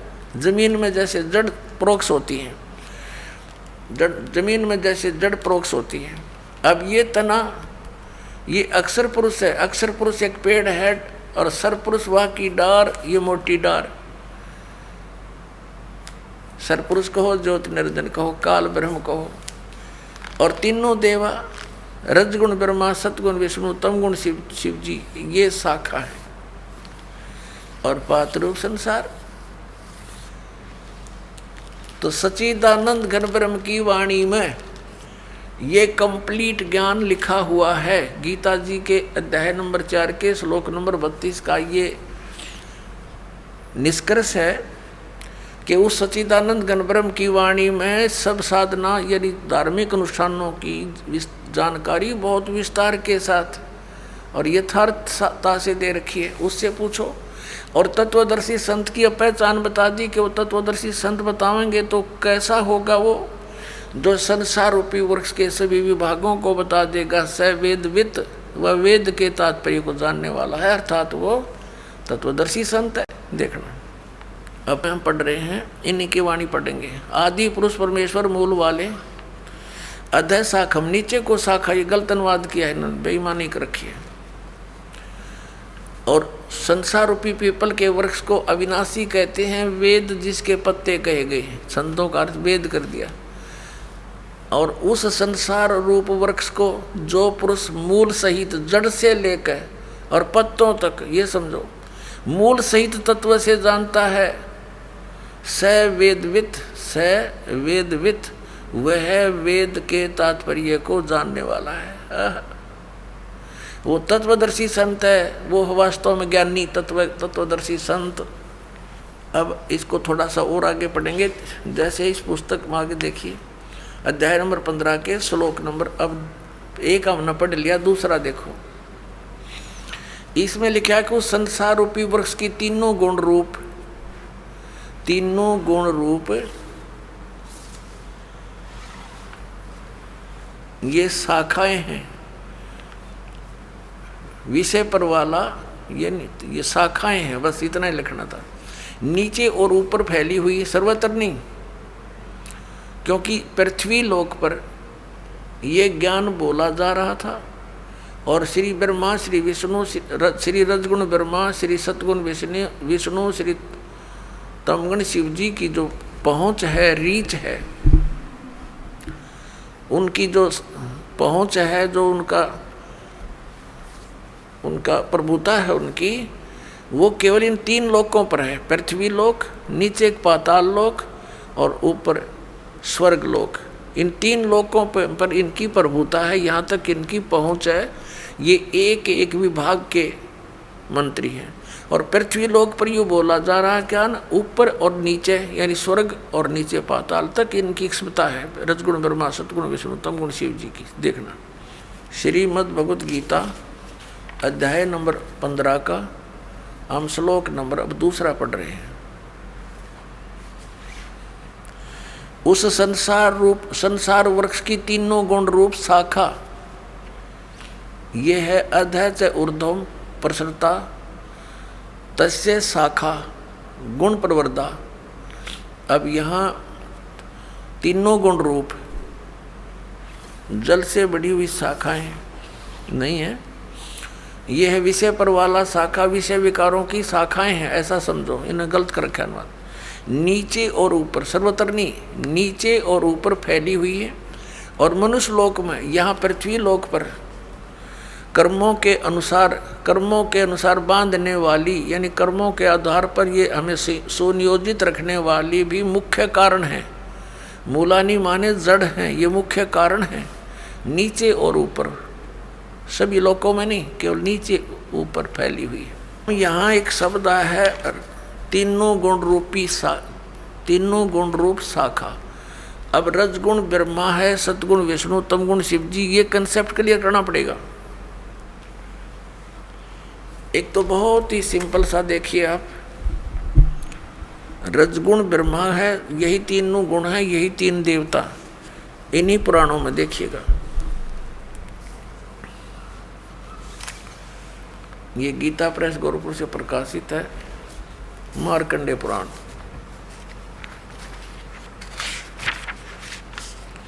ये वही मार्कंडेय पुराण है, सचित्र मोटा टाइप। अब ये कहाँ से छपी है, यहाँ से देखना। प्रकाशक एवं मुद्रक हैं गीता प्रेस गोरखपुर, गोविंद भवन कार्यालय, कोलकाता का संस्थान। ये इनके फैक्स और फोन नंबर है। इसके 123 नंबर पर आपको दिखाते हैं। संक्षिप्त मार्कंडेय पुराण 122 पृष्ठ से शुरू करेंगे। ये मार्कंडेय जी बोल रहे हैं।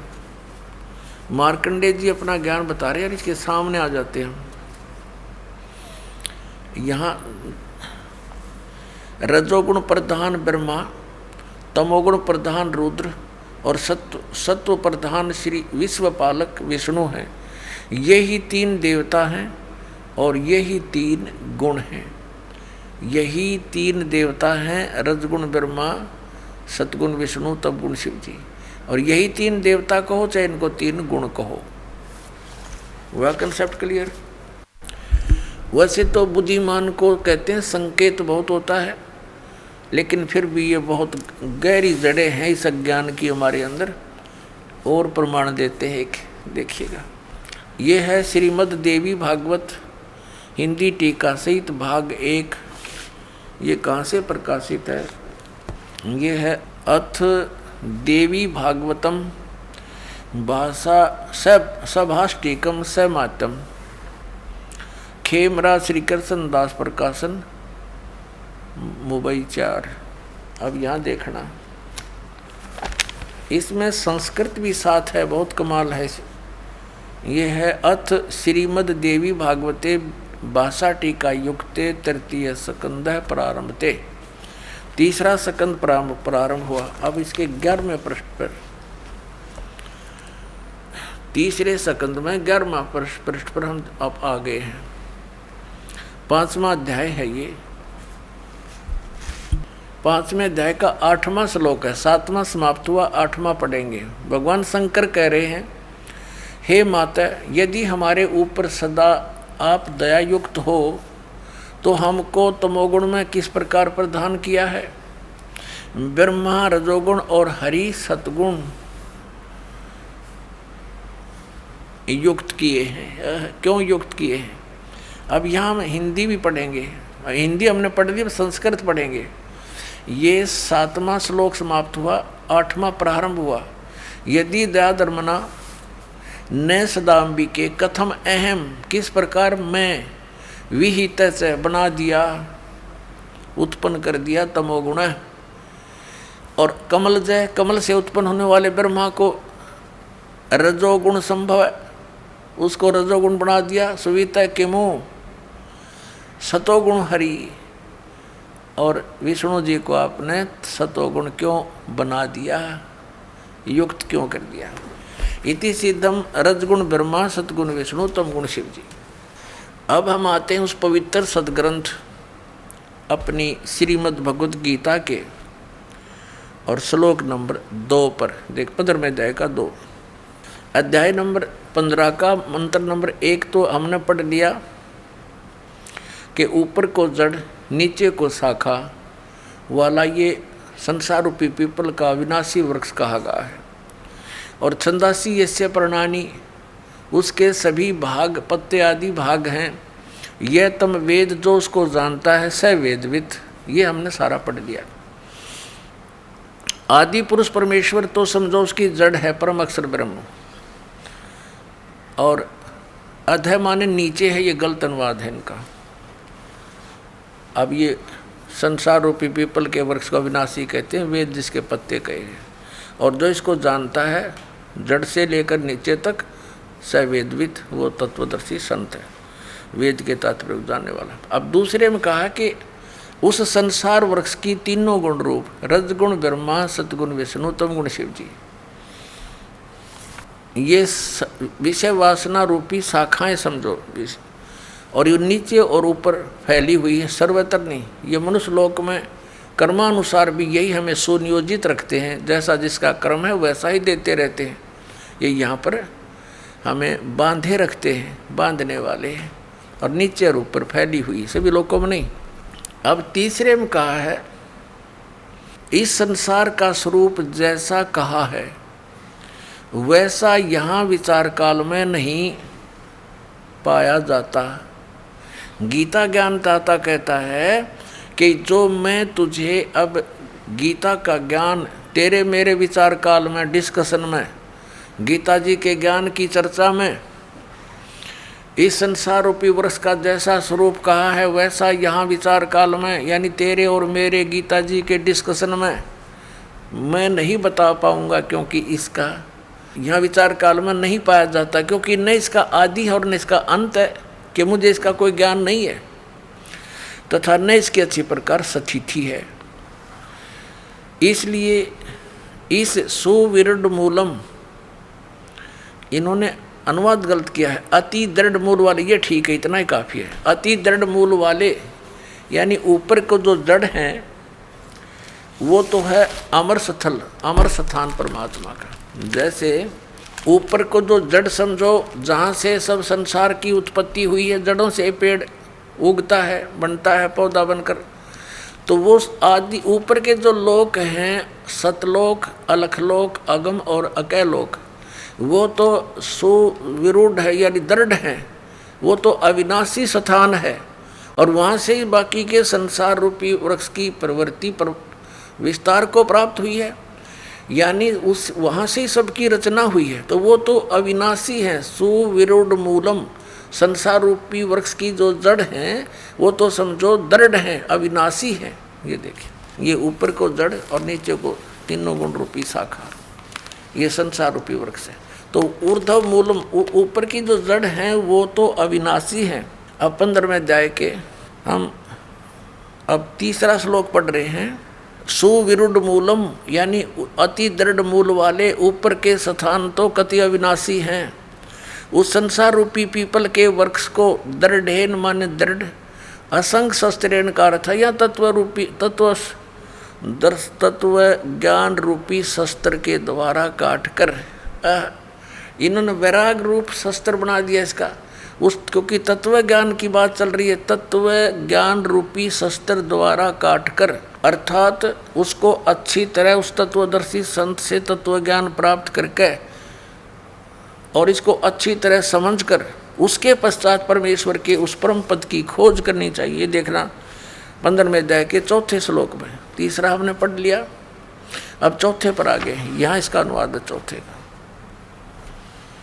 उसके पश्चात यानी तत्वदर्शी संत से प्राप्त ज्ञान के आधार से, उस तत्व ज्ञान के आधार से उसके पश्चात उस परम पद परमेश्वर को भली भांति खोजना चाहिए, जिसमें गए हुए साधक यानी फिर लौटकर संसार में नहीं आते, और जिस परमेश्वर से इस पुरातन यानी पुराने संसार रूपी वृक्ष की प्रवृत्ति विस्तार को प्राप्त हुई है, यानी जिस परमात्मा ने सब ब्रह्मांडों की रचना की है, उसी आदि पुरुष नारायण के परम अक्षर ब्रह्म के सच्चिदानंद घन ब्रह्म की मैं शरण हूँ, इस प्रकार दृढ़ निश्चय करके परमेश्वर का मनन और निधि ध्यान करना चाहिए। परपदे माने उसकी पूजा करनी चाहिए।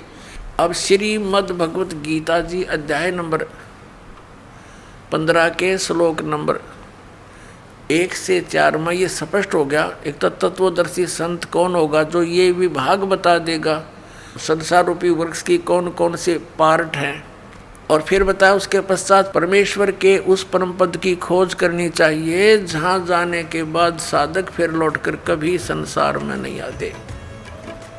उनका जन्म और मृत्यु का दीर्घ रोग नाश हो जाता है। अतः आप सभी से निवेदन है कि तत्व ज्ञान को जानने के लिए प्रतिदिन जगत गुरु तत्वदर्शी संत रामपाल जी महाराज के सत्संगों को संत रामपाल जी महाराज यूट्यूब चैनल पर अवश्य देखें और शास्त्रानुकूल भक्ति कर अपने जीवन का कल्याण करवाएं।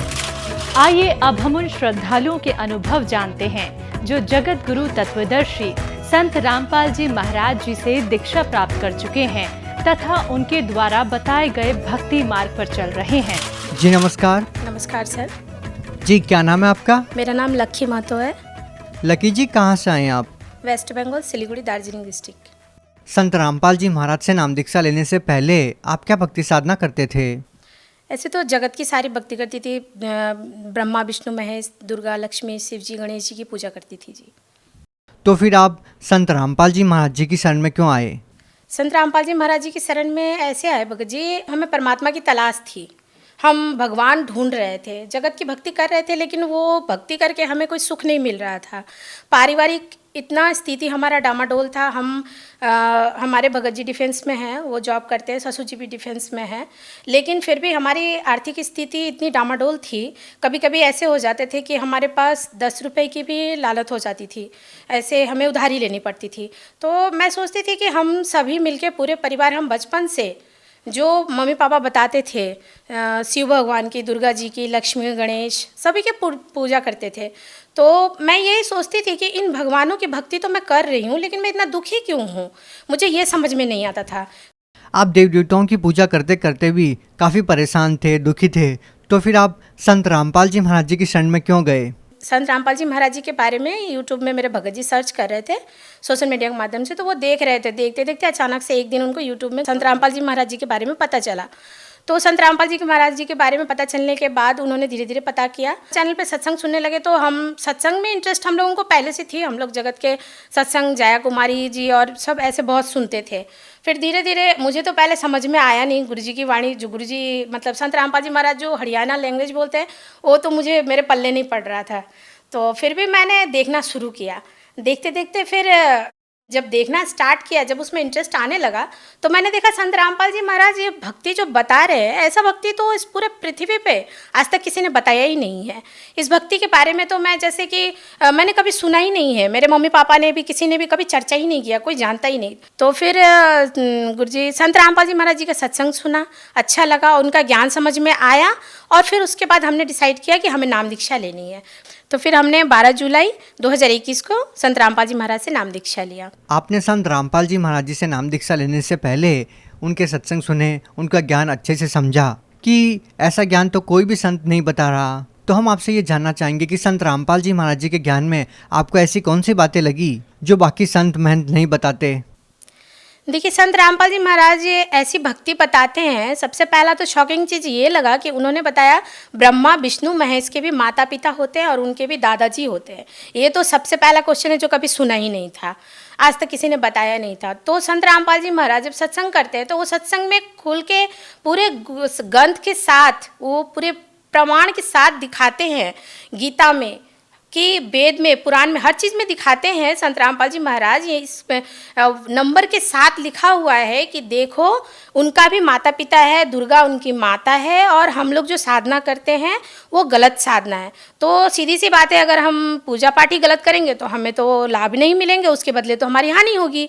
तो इसीलिए समझ में आया कि हाँ, संत रामपाल जी महाराज जो बताते हैं वो भक्ति साधना सही है।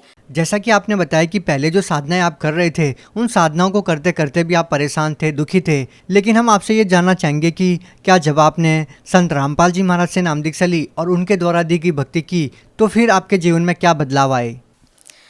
जी सर जी, लाभ तो ऐसे गुरुजी ने बहुत दिए हैं, संत रामपाल जी महाराज ने, जिसमें मैं आपको छोटे छोटे लाभ बताती हूँ गुरुजी के। जैसे कि सबसे पहला लाभ तो ये है कि मैं इससे पहले अपने मतलब गुरुजी से नाम दीक्षा, जैसे मैंने 12 जुलाई 2021 को लिया, उससे पहले तो मैं जगत की भक्ति करती थी, ब्रह्मा विष्णु महेश की भक्ति करती थी। लेकिन संत रामपाल जी महाराज से नाम दीक्षा लेने के बाद मुझे पता चला कि असली भक्ति क्या होती है। वो भक्ति लेने के बाद मुझे हार्ट में प्रॉब्लम था, डॉक्टर ने मुझे बता दिया था। मैं कोई भी छोटी से छोटी बात सुनने से मुझे टेंशन हो जाती थी, घबराहट हो जाती थी, और मैं साल भर ऐसे बताऊं कि मैं बहुत ज़्यादा बीमार रहती थी, क्योंकि मुझे 2010 में टीबी हो गई थी, और उसके बाद मेरे 2 सीजरलाइजेशन वगैरह। तो डॉक्टर मुझे बताते थे कि आप रेस्ट में रहिए। तो मैं सोचती थी कि अब घर में बच्चों का काम भी करना है, अगर रेस्ट में रहूं तो फिर काम कौन करेगा। तो मैं अक्सर बीमारी रहती थी, और बच्चे बोलते थे, तो मेरे बच्चे छोटे छोटे उम्र से उन्होंने घर में काम करना स्टार्ट किया। तो लेकिन जब मैंने संत रामपाल जी महाराज से नाम दीक्षा लिया और सच्ची भक्ति शुरू की, तो आज मैं संत रामपाल जी महाराज की दया से शारीरिक मेरी कोई परेशानी नहीं है, कोई बीमारी नहीं है। और दूसरा है मानसिक, मैं घर की मैं बड़ी बहू हूँ। सासू माँ की डेथ हो गई 2018 में। उनकी डेथ हो जाने के बाद मैं मानसिक स्थिति इतना बिगड़ गया मेरा कि मैं सर जी धीरे धीरे डिप्रेशन की शिकार होती जा रही थी। तो इसीलिए जब हम पे जिम्मेदारी बढ़ने लगी तो हमारा मतलब मैं बहुत ज़्यादा परेशान हो गई। परेशानी से मुझे ऐसा लगने लगा कि अब मैं कहाँ जाऊँ, किसे ढूंढूँ, किसके पास। तो संत रामपाल जी महाराज जी से हमने परिवार में 4 लोग नाम दीक्षा ले लिया और परमात्मा की भक्ति कर रहे हैं। भक्ति करने से हमें बहुत सुख मिल रहा है। मानसिक स्थिति आज ऐसा कोई भी टेंशन नहीं, कितना भी बड़ा से बड़ा परेशानी आ जाता है, ऐसे घबराहट सी नहीं होती है। और तीसरा लाभ ये है कि जैसे पहले भी वही काम करते थे, भगत जी तो डिफेंस में नौकरी करते हैं। पहले पैसा कहाँ आता था, कहाँ जाता था, उसका कुछ समझ नहीं आता था।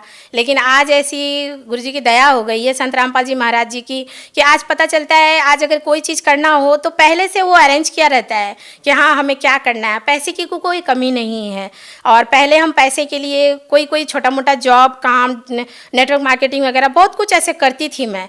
तो मैं सोचती थी कि मेरी 2 लड़की है, जैसे बिहारी घर में बोला जाता है 2 लड़की है तो उसकी शादी करने के लिए इतना दान दहेज चाहिए, कहाँ से आएगा, ऐसा सभी चलता। तो सोचती थी कि चलो कुछ साइड अपना बिजनेस कर लिया जाए। तो लेकिन अब धीरे धीरे करके ऐसे पता चल गया कि नहीं, आज संत रामपाल जी महाराज जी से नाम दीक्षा लेने के बाद मुझे ये सबसे बड़ा एक सुख मिला है कि मुझे वो सब किसी चीज़ की टेंशन ही नहीं होती है। आज तो मतलब ऐसा लगता है कि कुछ नहीं है, बस अपना खाओ पियो आराम से और परमात्मा की भक्ति करो। और सर जी मैं एक आपको बताना चाहती हूँ, जैसे मैंने संत रामपाल जी महाराज जी से नाम दीक्षा लिया तो मुझे कुछ मर्यादा बताई गई थी, उस मर्यादा को मैंने खंडन किया।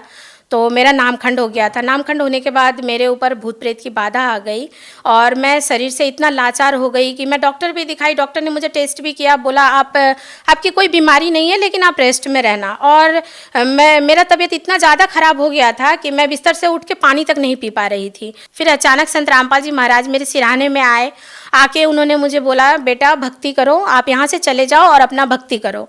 परमात्मा संत रामपाल जी महाराज जी ने मुझे दर्शन दे के ये बात बताया। मैंने सुबह उठा और अपने भगत जी को बोला, भगत जी हमें यहाँ से चलना चाहिए, गुरु जी का आदेश है।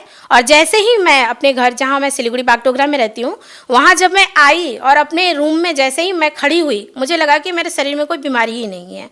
इस तरीके से वो डॉक्टर्स की दवा आज तक रखी हुई है लेकिन मुझे वो खाने की ज़रूरत नहीं पड़ी। तो संत रामपाल जी महाराज जी से नाम दीक्षा लेने के बाद आज बहुत सुख है। जो सुख मुझे दिया है वो सुख मैं जगत की भक्ति करके कभी नहीं मिल पाता मुझे। देखिए, आप भी एक महिला हैं और आपने बताया कि आपकी 2 बेटियां हैं और संत रामपाल जी महाराज के बारे में ये कहा जाता है कि वो अपने अनुयायियों को बहुत ही सिंपल और साधारण तरीके से विवाह करने के लिए बोलते हैं और वो दहेज लेने के लिए बिल्कुल मना करते हैं। क्या ये बात वाकई में सच है? संत रामपाल जी महाराज जी का समाज सुधार में बहुत बड़ा योगदान है। जैसे कि देखिए, आज संत रामपाल जी महाराज जी ने जो मिशन चलाया है नशा मुक्ति के, जैसे कि आज दारू, शराब, मांस, आज देखिए बहुत सारे घर में ऐसी ऐसी माताएं बहनें हैं जो बहुत दुखी हैं, जिनके हस्बैंड आज शराब पी के आते हैं, उनको मारते हैं, पीटते हैं, बच्चों को घर से निकाल देते हैं। और जिनके 2-2, 4-4 लड़कियां हैं, आज वो लोग बहुत दुखी हैं कि इनकी शादी में हमें इतना दान दहेज देना होता है। जैसे कि मैं, इवन मेरे हस्बैंड जॉब करते हैं लेकिन फिर भी मैं बहुत दुखी थी, क्योंकि मेरे हस्बैंड हमेशा ये कल्चर करते थे कि लड़कियों की शादी कैसी होगी, नौकरी तो कर लिया लेकिन कुछ रखा नहीं। तो मैं खुद बहुत दुखी थी। तो संत रामपाल जी महाराज जी ने जो मिशन चलाया है, हमारी पूरी चिंता खत्म कर दी गुरु जी ने कि हमें बस लड़कियों को अच्छी तरीके से पढ़ाना लिखाना है और उनको अपने काबिल बनाना है। और जैसे ये दहेज प्रथा जो है, तो संत रामपाल जी महाराज जी ने जो ये मिशन चलाया है, ये मिशन कोई छोटा मोटा मिशन नहीं है, बहुत बड़ा मिशन है। और इस सरकार इस मिशन के लिए कितने करोड़ों लाखों रुपए खर्च कर रही है इस पे, लेकिन सरकार उस मिशन पे कामयाबी नहीं हो पा रही। लेकिन संत रामपाल जी महाराज जी जो भक्ति बताते हैं, जो मंत्र, जो साधना देते हैं, बहुत बड़े से बड़े, जिनका भी कुछ भी नशा, कोई भी सा भी नशा रहे, वो नशा मंत्र लेने मात्र से ही छूट जाता है। आप भगत समाज को क्या संदेश देना चाहते हैं? संदेश तो गुरुजी संत रामपाल जी महाराज देते हैं। मैं बस हाथ जोड़ के उनसे यही विनती करती हूँ, जगत के सभी हमारे भाई बहन हैं, तो आप सभी अपना समय व्यर्थ ना करें और संत रामपाल जी महाराज जी से नाम दीक्षा लेके सद्भक्ति करें और अपना मानव जीवन कल्याण करें। आपकी तरह कोई व्यक्ति संत रामपाल जी महाराज से नाम दीक्षा लेना चाहता है तो वो उनसे नाम दीक्षा कैसे प्राप्त कर सकता है? संत रामपाल जी महाराज जी से नाम दीक्षा लेने के लिए, जैसे आज तो बहुत सारे चैनल्स पे गुरुजी का, संत रामपाल जी महाराज जी का प्रोग्राम आता है, तो उस प्रोग्राम के नीचे जो पट्टी चलती है, उस पट्टी पे आश्रम के कुछ नंबर्स दिए रहते हैं। उस नंबर पे आप कांटेक्ट करिए और कांटेक्ट करने के बाद आपको आश्रम से बता दी जाएगी कि आपके नज़दीकी जिले में नामदान सेंटर कहाँ है। आप उस नामदान सेंटर पर जाकर फ्री ऑफ कॉस्ट नाम दीक्षा ले सकते हैं और भक्ति कर सकते हैं, और भक्ति करके मानव जीवन को कल्याण करिए। बहुत बहुत धन्यवाद। नमस्कार।